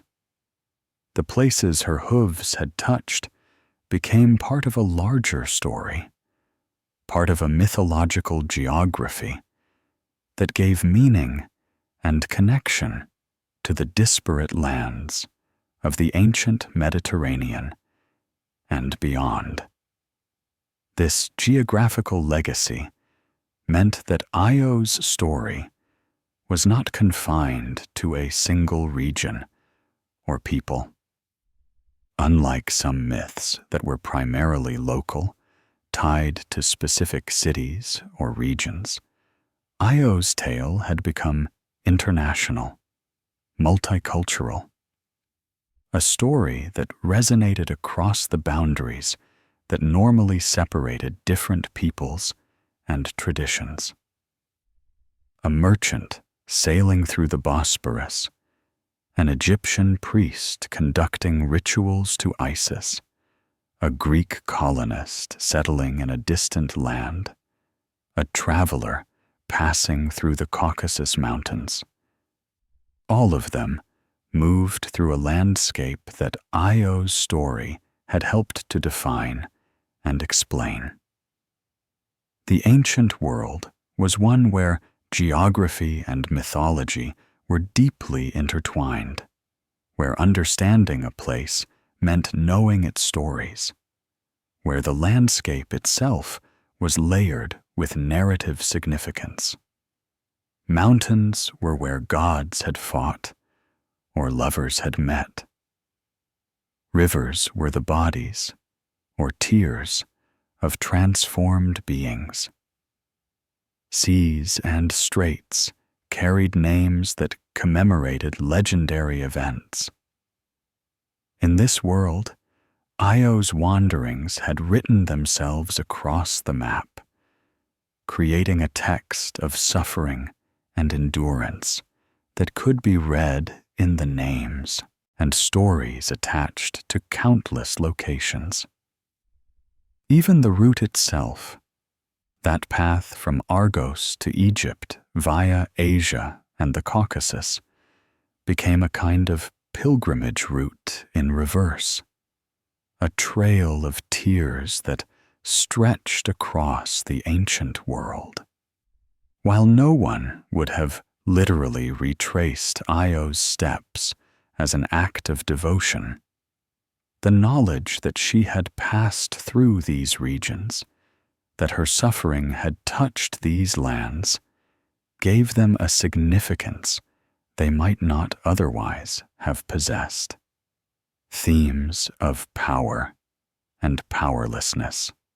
At its heart, the story of Zeus and Io is a meditation on power and its abuse, on the vast gulf that separated gods from mortals in ancient Greek understanding, and on the terrible consequences that could result when that gulf was crossed.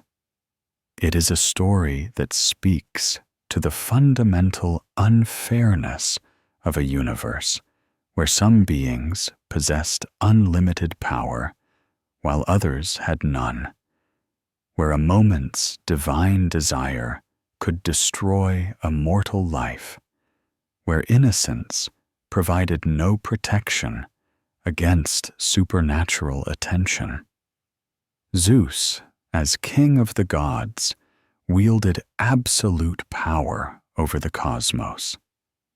He could split the sky with lightning, shake the earth with his anger, transform reality with his will. When he desired Io, there was no force in heaven or earth that could have prevented him from taking her.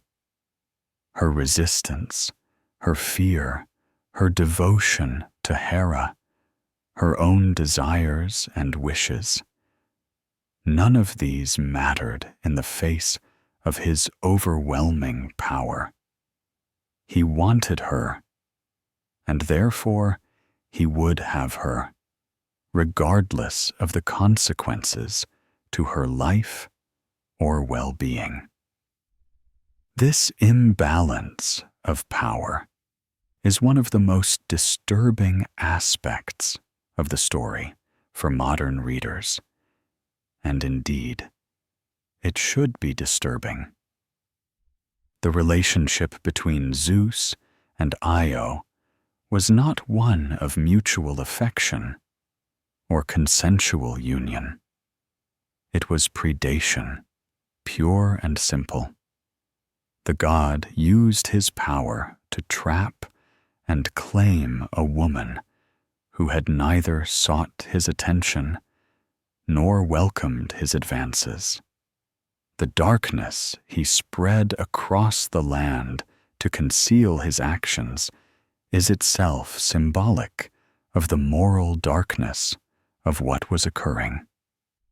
An acknowledgement that what he did required concealment because it could not withstand scrutiny. Yet the ancient sources rarely frame Zeus's actions in terms of moral condemnation.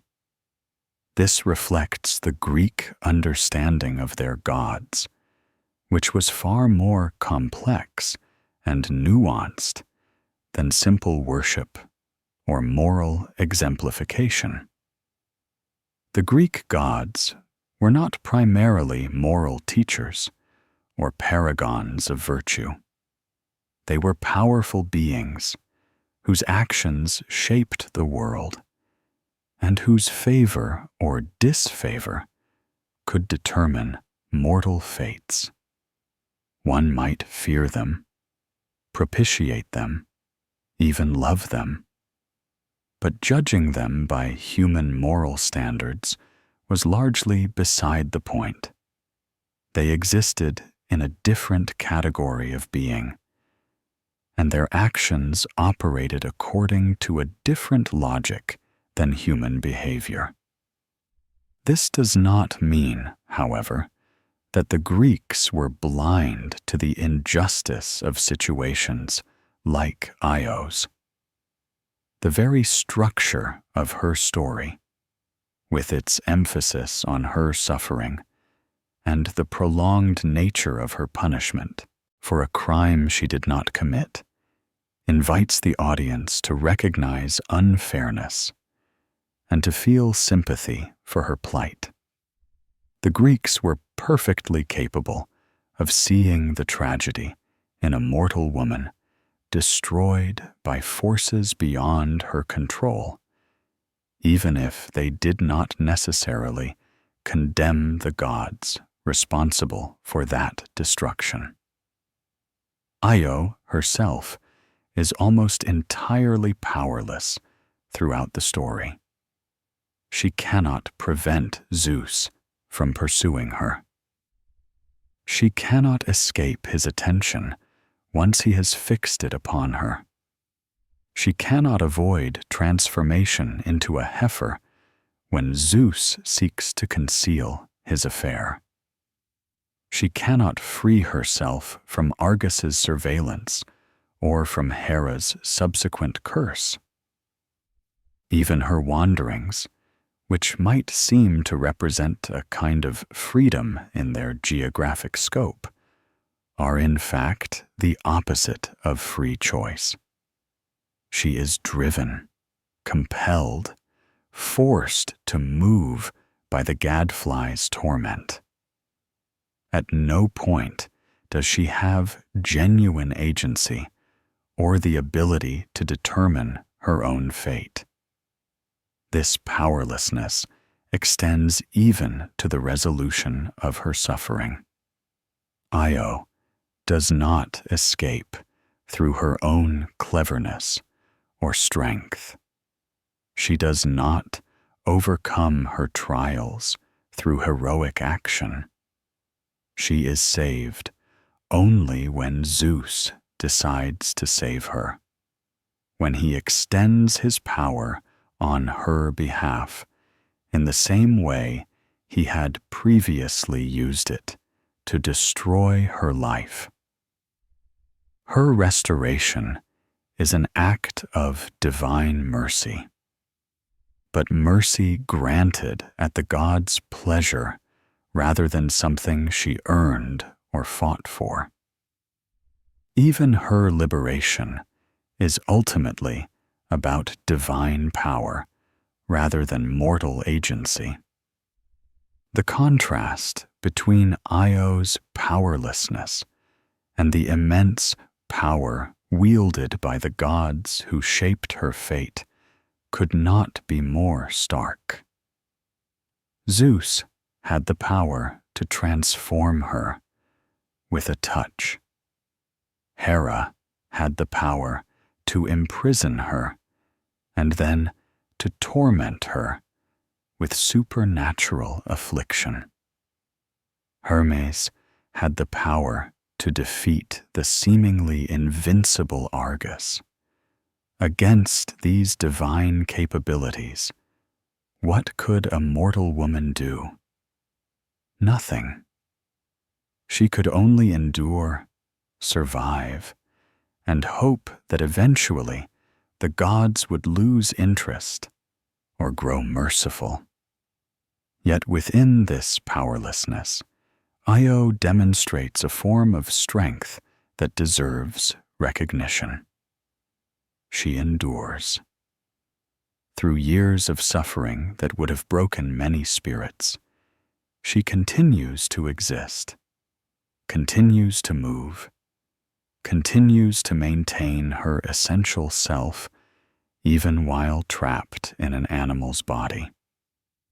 Her survival itself is a kind of victory, not over the gods who tormented her, but over the forces of despair and madness that could have destroyed her from within.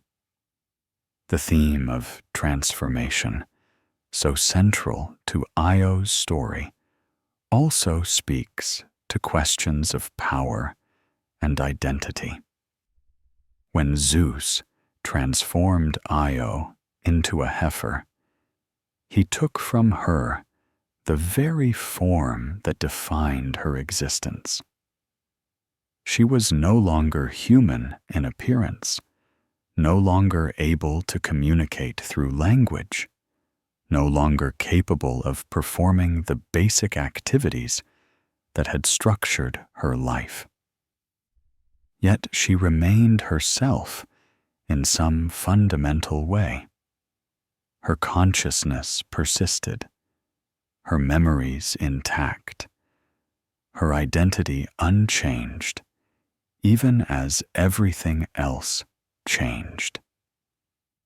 This raises profound questions about what makes someone who they are, about whether identity can survive the loss of the body and social role that normally express it. Io's transformation can be read as a metaphor for various forms of powerlessness and dehumanization. When we are treated as less than human, when our voices are taken from us, when we are reduced to our bodies or to categories that deny our full personhood, we experience a kind of transformation that, while not literal, carries its own kind of horror. Io's story, in giving concrete form to this experience of being stripped of one's humanity while remaining conscious and aware, speaks to a fear that transcends its specific mythological context. The role of Hera in the story adds another dimension to questions of power. She is not powerless in the way Io is, but she too operates under constraints. She cannot directly confront Zeus and force him to change his behavior. She cannot punish him for his infidelities because his power exceeds hers. What she can do is take her anger out on the mortal women who attract his attention, punishing them for the crime of being desired by her husband. This displacement of anger from the truly guilty party to a more vulnerable target is itself a function of the power dynamics within the divine hierarchy. Hera's jealousy, then, is not merely personal spite, but also reflects her own complicated relationship with power. As queen of the gods, she holds significant authority, but that authority is always subordinate to Zeus's ultimate sovereignty. She is trapped in a marriage to a serially unfaithful husband, unable to leave, unable to force fidelity, unable to do anything but watch as he betrays her again and again. Her punishment of Io and others like her is an expression of the only power she can exercise in a situation where the true object of her anger is beyond her reach. This creates a tragic dynamic where two female figures, both operating under different constraints and limitations, become locked in a cycle of suffering that serves neither of their interests. Io suffers terribly for something she did not choose. Hera torments Io, but gains nothing thereby, except perhaps a momentary satisfaction of her anger. Zeus, the one truly responsible for the situation, remains largely untouched and moves on to his next affair. The patriarchal structure of divine power ensures that the consequences of male behavior fall primarily on women, divine and mortal alike. Literary and cultural legacy. The story of Zeus and Io has been told and retold countless times across more than 2 millennia, each retelling reflecting the concerns and perspectives of its particular cultural moment. The earliest references appear in fragmentary form in archaic Greek poetry. But the story reached its most influential ancient form in the works of the great Athenian tragedian Aeschylus.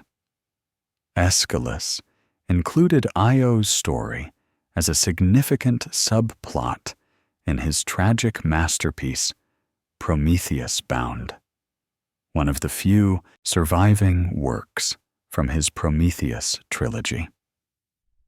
In this play, Io appears as a character, encountering the bound Titan during her maddened wanderings. Aeschylus uses her suffering as a parallel to Prometheus's own punishment, creating a dialogue between 2 victims of divine power who find in each other understanding and compassion that neither receives from the gods responsible for their torments. The dramatic power of Aeschylus's portrayal cannot be overstated. He presents Io in her most sympathetic light, emphasizing her innocence and the injustice of her suffering. The scene where she appears is one of horror and pathos, with the chorus responding to her maddened state with expressions of shock and sympathy. Through Io's encounter with Prometheus, Aeschylus explores themes of suffering, endurance, prophecy, and the relationship between mortals and gods that go to the heart of Greek tragic sensibility. Aeschylus also uses Io's story to make larger points about tyranny and justice. Prometheus has been punished for helping humanity, for giving mortals the gift of fire, and with it the foundation of civilization.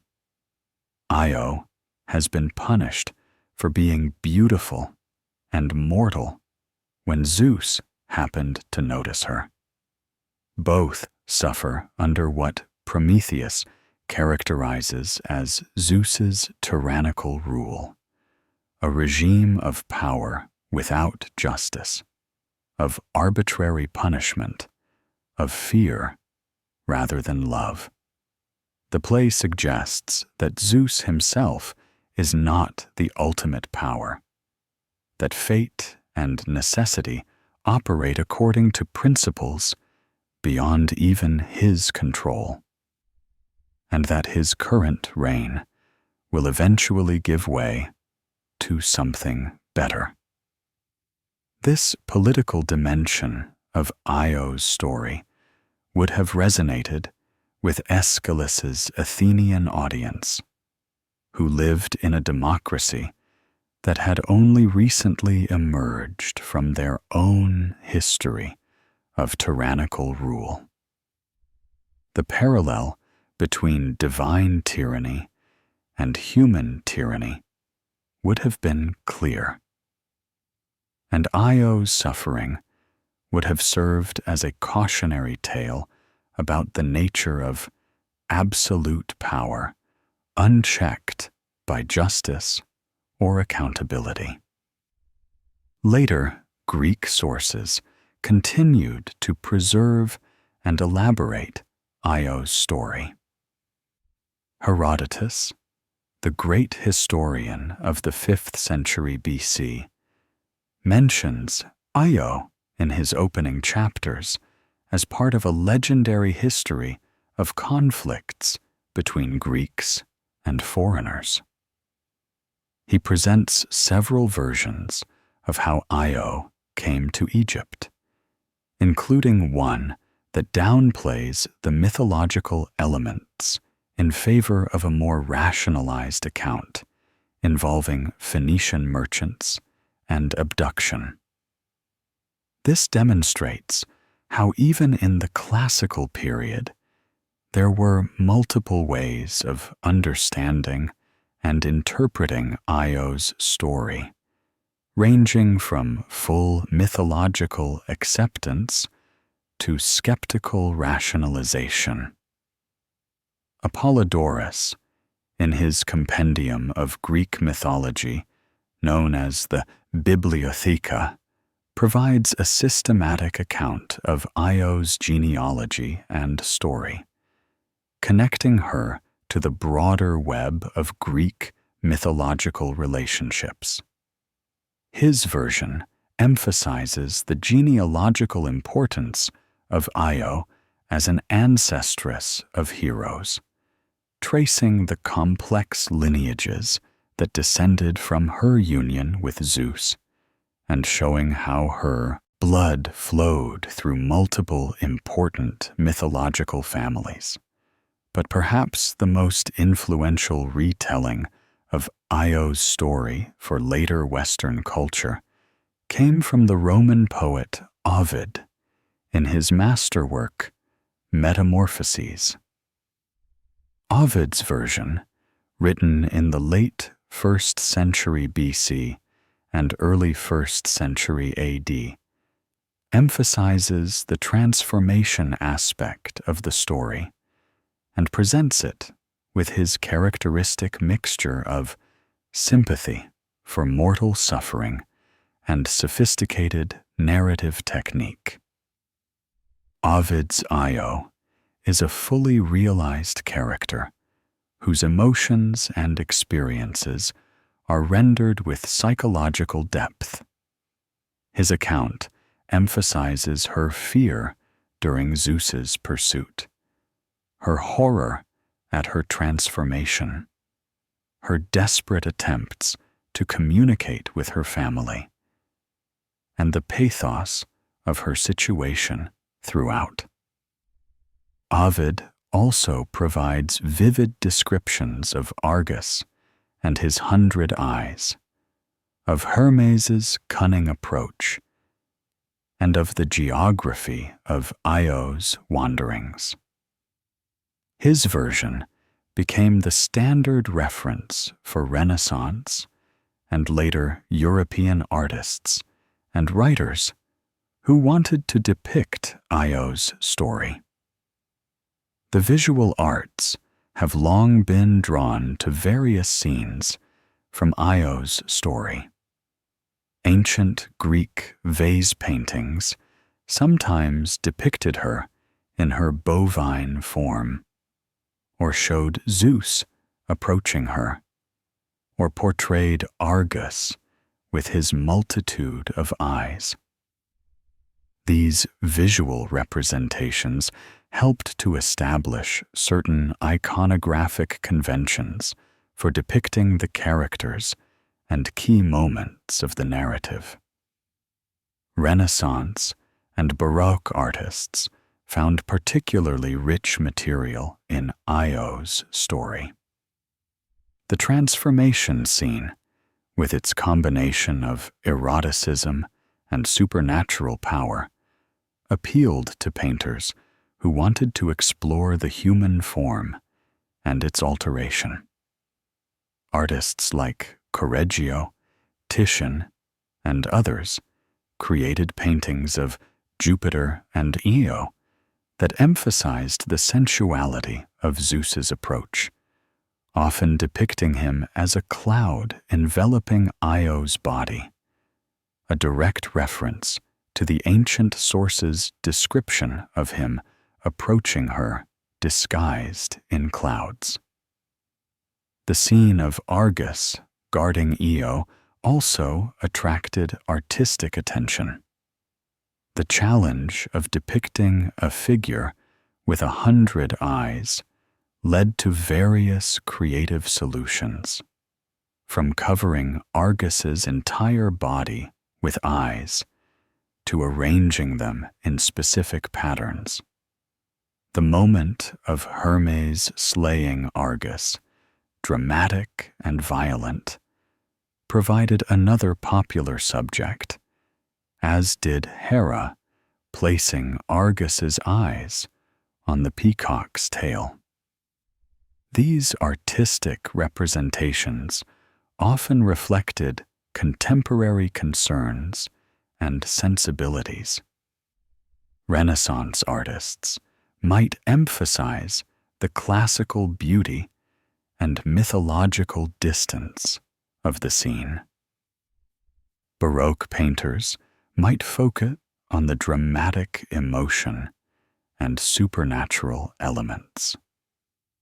Later artists might approach the material with more psychological or symbolic interests, using Io's transformation to explore themes of identity, suffering, or the relationship between human and animal nature. In literature beyond direct retellings, Io's story has served as a reference point and allusion for countless works. Whenever a character undergoes unwanted transformation, whenever divine power overwhelms mortal agency, whenever jealousy leads to displaced punishment, the ghost of Io's story hovers in the background. Her name has become synonymous with a particular type of tragic figure, the innocent victim of divine attention, the woman whose beauty becomes her curse, the sufferer of transformation and prolonged torment. The astronomical legacy of Io's story deserves mention as well. Io is one of the 4 large moons of Jupiter discovered by Galileo in 1610. The tradition of naming Jupiter's moons after the god's lovers and companions meant that Io's name was given to the innermost of these 4 Galilean moons, ensuring that her story remains literally inscribed in the heavens, visible through telescopes to anyone who cares to look. The volcanic surface of the moon Io, the most geologically active body in the solar system, seems somehow fitting for one whose earthly wanderings were driven by such intense suffering. Modern retellings and adaptations of Greek mythology continue to grapple with Io's story, though often with more explicit attention to the problematic elements that ancient sources treated more ambiguously. Contemporary authors and scholars recognize the story as fundamentally one of assault and its consequences, of divine abuse of power, and of the particular vulnerabilities faced by women in a patriarchal cosmic order. This more critical approach does not diminish the story's power, but rather sharpens our understanding of what it reveals about the darker aspects of the mythological worldview. The story also continues to resonate in discussions of transformation, both literal and metaphorical. Io's experience of being trapped in a form not her own, unable to communicate her true nature, unable to be recognized for who she truly is, speaks to experiences of alienation and dehumanization that remain relevant across cultures and time periods. Her eventual restoration offers a narrative of hope, the possibility that what has been taken can be returned, that suffering can end, that transformation need not be permanent. Reflections on love, tragedy, and divine caprice. As we reach the end of Io's story, we must confront what it tells us about love, or rather, what passes for love in the interactions between ghoul and mortals in Greek mythology. Can Zeus's desire for Io really be called love? The ancient sources use various terms to describe his feelings: desire, passion, lust. But rarely, if ever, do they use the Greek words for love in its higher, more noble forms. What Zeus felt was eros in its most basic sense: want, appetite, the compulsion to possess. This is not the love of equals, not the mutual affection between partners who choose each other freely. It is the love of the powerful, for those over whom they can exercise their power. The desire that takes without asking, that sees its object as something to be acquired rather than someone to be respected. That such unequal, coercive relationships are presented in mythological narratives without explicit moral condemnation tells us something about the ancient world's acceptance of power hierarchies that we now recognize as fundamentally unjust. Yet even within this framework, there are elements that suggest the Greeks understood, at least implicitly, the tragedy of such relationships. The emphasis on Io's suffering, the detailed catalogue of her torments, the sympathy with which she is portrayed. All of these suggest that the audiences for these stories recognized her as a victim deserving of pity. The fact that Zeus eventually moves to restore her, that he shows something resembling remorse, or at least awareness that she has suffered unjustly, hints at moral categories that apply even to gods, even if those gods are not held fully accountable for violating them. The tragic dimension of the story lies precisely in this gap between power and justice. We watch Io suffer terribly for something she did not choose and did not want. We see an innocent life destroyed by forces entirely beyond her control. We witness years of torment inflicted not as punishment for actual wrongdoing, but as displaced vengeance for a husband's infidelity. There is no justice in any of this, only power exercising itself according to its own logic and imperatives. The resolution, too, is tragically incomplete. Io is restored. Yes. She bears a son who becomes a great king. Her descendants accomplish mighty deeds.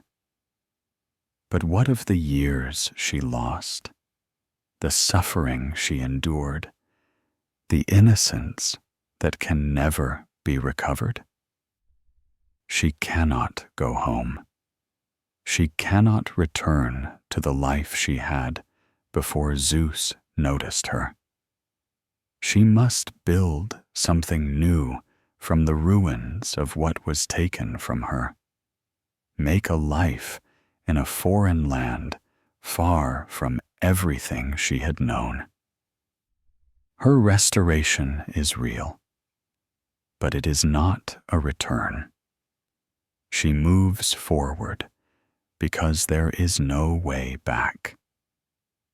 This forward movement in the face of irreparable loss might be the most poignant aspect of Io's story. She does not get revenge on those who wronged her. She does not see Hera punished for the years of torment, or Zeus held accountable for initiating the whole catastrophe. She simply continues, survives, endures, and eventually builds something new. There is a dignity in this survival, a form of victory that consists not in overcoming one's enemies, but in refusing to be completely destroyed by them. The theme of transformation that runs throughout Io's story operates on multiple levels. There is the literal transformation from woman to heifer and back again, the most obvious and dramatic element of the narrative. But there are also the psychological and spiritual transformations that suffering inflicts. The Io, who stands restored on the banks of the Nile, is not the same person who served as Hera's priestess in Argos. She has been fundamentally changed by her experiences, transformed by suffering into someone different, someone who has seen and endured things that forever separate her from the person she once was. This transformative power of suffering is something the Greeks understood well. Their tragic literature is filled with characters who are changed by their ordeals, who emerge from their trials fundamentally different from how they entered them. Sometimes this transformation is growth, the development of wisdom through suffering. Sometimes it is damage, the breaking of something that can never be fully repaired. In Io's case, it is perhaps both. She has gained a kind of terrible knowledge, an understanding of the world's cruelty and injustice that could only come through direct experience. But she has also lost something irreplaceable, an innocence and security that suffering destroyed. The role of prophecy in Io's story adds another layer of meaning. When Prometheus tells Io what awaits her at the end of her wanderings, he gives her something precious: hope. Not the false hope that her suffering will simply cease without reason, but the genuine hope that comes from knowledge, from understanding that there is an end ahead, that her ordeal has a conclusion, even if she cannot see it yet. This knowledge allows her to endure because she knows her suffering is not infinite, not purposeless, not without eventual resolution. Yet the prophecy also raises unsettling questions about fate and free will. Was Io always destined to undergo this ordeal? Did her future in Egypt, her son Epiphus, her restoration to human form, were these predetermined before Zeus ever laid eyes on her? If so, does that make her suffering somehow necessary, a required step in bringing about a future that was already written? Or do the prophecies simply describe what will happen without prescribing what must happen, leaving room for the particular cruelties of how those future events come to pass? These are questions that Greek tragedy loved to explore. The relationship between fate and choice, between predetermined outcomes and the agency of characters moving toward those outcomes. Io's story does not resolve these questions definitively, but rather holds them in tension, presenting a world where prophecy is real and accurate, but where the suffering required to fulfill it is no less tragic for being foreordained. The geographical scope of Io's wanderings also carries metaphorical significance. Her suffering is not confined to a single place, but spans the known world, touches multiple continents, encompasses diverse landscapes and peoples. In a sense, her pain is universal, not limited by boundaries of nation or culture. This universality suggests that the themes of her story, powerlessness before overwhelming force, suffering without justice, the transformative effects of trauma, are not specific to one time or place, but represent something fundamental about human experience. The descendants who spring from Io's line represent a kind of redemption, not in the sense of making her suffering worthwhile or justified, but in demonstrating that even the worst trauma does not have to be the end of the story. Life continues. New generations arise. From suffering can come something other than more suffering, even if the price paid remains terrible and unjust. This generational perspective is important to the Greek understanding of Io's story. The ancient Greeks thought in terms of lineages and bloodlines, of how the deeds and sufferings of ancestors shaped the fates of descendants. Io's role as the foundress of heroic bloodlines meant that her story was not just about her individual tragedy, but about the origins of families and peoples that would shape the Greek world for generations. Her suffering became part of a larger narrative of civilization's development, of connections between Greece and Egypt, of the divine ancestry that supposedly legitimized royal houses and heroic claims. The eternal questions. What does Io's story tell us, finally, about the nature of the divine, the limits of mortal agency, and the meaning we can find in suffering? These are not simple questions, and the story does not offer simple answers. Instead, it presents us with a narrative that is deeply uncomfortable in its depiction of power, transformation, and survival. The gods of Greek mythology were not, as we have discussed, primarily moral exemplars. They were powerful beings whose actions shaped the world, whose favor could elevate mortals, and whose disfavor could destroy them.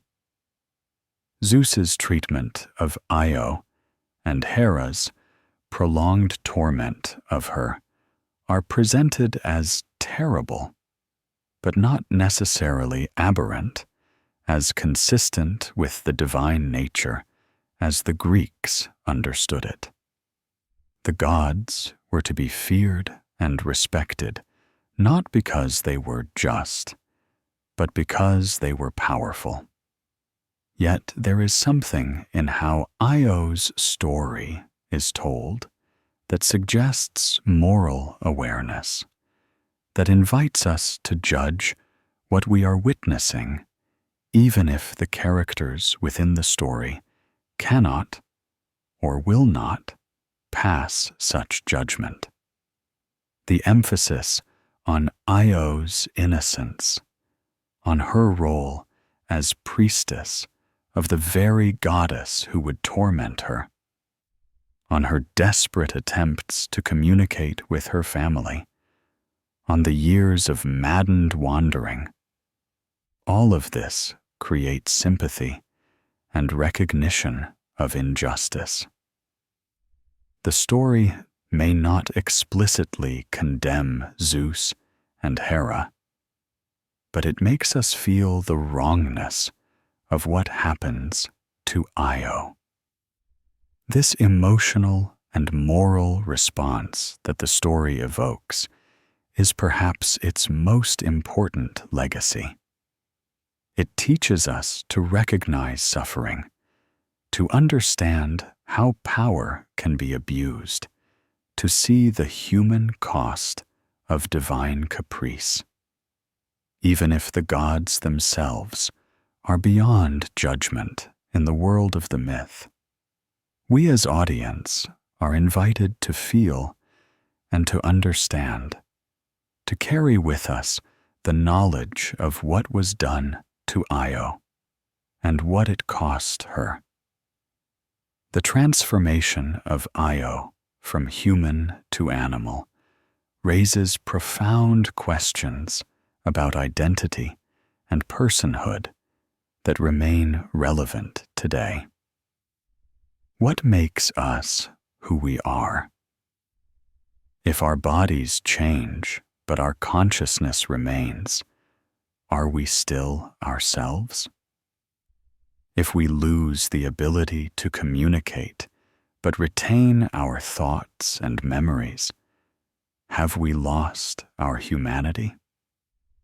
Io's experience of being trapped in a form not her own, unable to express her true nature, speaks to various forms of alienation and dehumanization that extend far beyond the literal transformation described in the myth. Her eventual restoration suggests that identity can survive even radical transformation, that the self persists even when its expression is constrained or denied.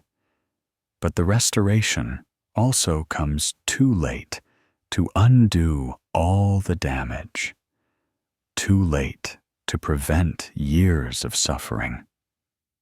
It is a mercy, certainly, but mercy that cannot fully repair what cruelty destroyed. The theme of wandering that dominates the middle portion of Io's story also carries symbolic weight. She is displaced from her home, separated from her family, unable to return to the life she knew. She becomes a permanent exile, moving through lands that are foreign to her, never finding rest or peace until she reaches Egypt and her suffering finally ends. This experience of displacement, of being driven from place to place without rest or security, resonates with various forms of exile and migration that have characterized human experience throughout history. Yet in Io's wandering, there is also a kind of endurance that deserves recognition. She does not give up.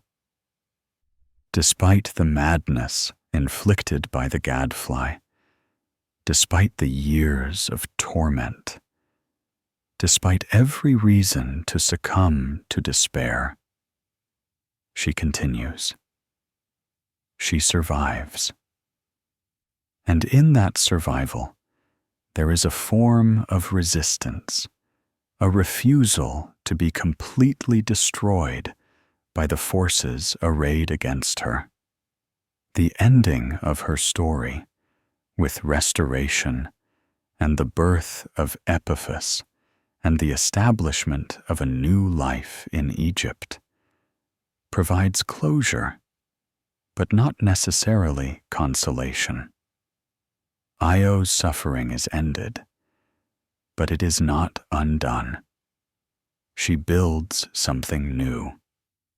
But what was lost remains lost. The story acknowledges both the reality of her restoration and the permanence of what she endured. This balanced conclusion refuses either to minimize her suffering or to suggest that it was meaningless, instead holding both truths together. She suffered terribly and unjustly, and she survived to build a new life. Conclusion: a story for the ages. The story of Zeus and Io endures across millennia because it touches on experiences and emotions that remain fundamentally human, regardless of cultural context.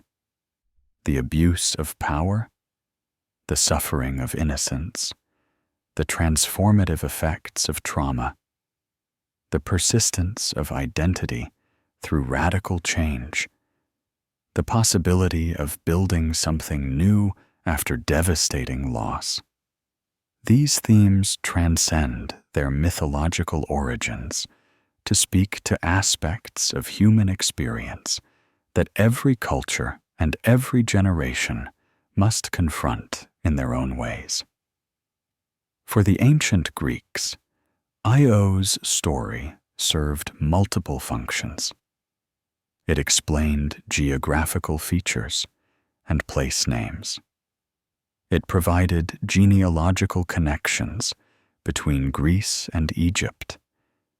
It explored the relationship between mortals and gods, between fate and suffering, between power and justice.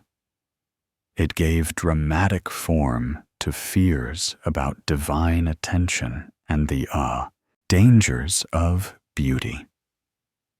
It preserved cultural memory of religious practices and beliefs. It offered a narrative framework for understanding transformation and survival. For us, encountering the story from our temporal and cultural distance, it does something both similar and different. We may not believe in Zeus and Hera as literal divine beings, but we understand power and its abuse. We may not fear transformation into animals, but we know what it means to feel trapped in circumstances not of our choosing, unable to communicate our true selves, forced to endure rather than empowered to act. We may not navigate the world through mythological geography, but we recognize in Io's wanderings the experience of displacement, exile, and the search for a place where suffering might end. The story also challenges us to think about complicity and responsibility in systems of power. Zeus initiates Io's tragedy through his actions, but he is not the only one responsible for her suffering. Hera, herself a victim of her husband's serial infidelities, displaces her anger onto a mortal woman who had no choice in attracting divine attention. Argus faithfully executes orders that result in a woman's captivity. Inachus, Io's own father, sends her away when warned by oracles, choosing his city over his daughter. Each character operates within structures of power that constrain their choices, yet each also makes decisions that contribute to Io's suffering. This distribution of responsibility across multiple actors, each with their own constraints and motivations, creates a complex moral landscape where blame cannot be simply assigned to a single villain. It reflects the reality that systemic injustice often operates through the accumulated actions of many individuals, each of whom might justify their particular choices while contributing to an overall result that none would defend. Io's suffering is produced not by a single evil, but by a system of power relations that places some beings in positions of absolute authority and others in positions of utter vulnerability. Yet despite all the darkness in Io's story, despite the injustice and suffering and irreparable loss, there is also something affirming in her survival and eventual restoration. She endures. She continues. She builds a new life. From her suffering comes a lineage that will include some of mythology's greatest heroes. Her name becomes attached to geographical features, cultural connections, and stories that will endure for thousands of years. She is not forgotten. Her suffering is not erased, and in the telling and retelling of her story, each generation finds new meanings and new relevance. As we conclude this journey through Io's tale, from her peaceful service in Hera's temple to her transformation and captivity, from her years of maddened wandering to her restoration on the banks of the Nile, we are left with a story that is both ancient and immediate, both specific to its mythological context and universal in its themes. It is a love story only in the darkest sense, a tale of desire without consent, of power without accountability. but it is also a story of survival against overwhelming odds, of identity that persists through transformation, of the human capacity to endure and rebuild even after the most devastating losses. The story of Zeus and Io reminds us that the gods of mythology, with all their power and their flaws, were reflections of the world their worshippers inhabited, a world where power often operated unjustly, where the innocent suffered, where transformation could be forced upon the unwilling, where recovery was possible, but never quite complete. In giving narrative form to these harsh realities, the story does not justify them, but rather bears witness to them, preserving in myth the memories of suffering that might otherwise be forgotten. And so Io stands in that long line of mythological figures whose stories continue to resonate because they touch something fundamental in human experience. Like Prometheus bound to his rock, like Persephone dragged into the underworld, like Medusa punished for being raped in a goddess's temple, Io represents the vulnerable who suffer at the hands of the powerful, whose pain becomes the stuff of legend, not because it was deserved, but precisely because it was not. Her restoration cannot undo her suffering, but it does offer a narrative of hope, that suffering can end, that the transformed can be restored, that even after the worst tragedies, life continues, and new chapters can be written. It is not a perfect hope, not a promise that justice will always prevail, or that the innocent will always be protected. But it is a genuine hope, nonetheless, the acknowledgement that endings are possible even to the most terrible ordeals, that the future need not be entirely determined by the past's cruelties. As you drift toward sleep, let Io's story settle into your thoughts. Let it remind you of the resilience of the human spirit, the persistence of identity through transformation, the possibility of building new lives even after everything has been taken away. Her journey from Argos to Egypt, from woman to beast, and back again, from suffering to restoration, traces a path that is uniquely hers, yet somehow speaks to something universal in all of us.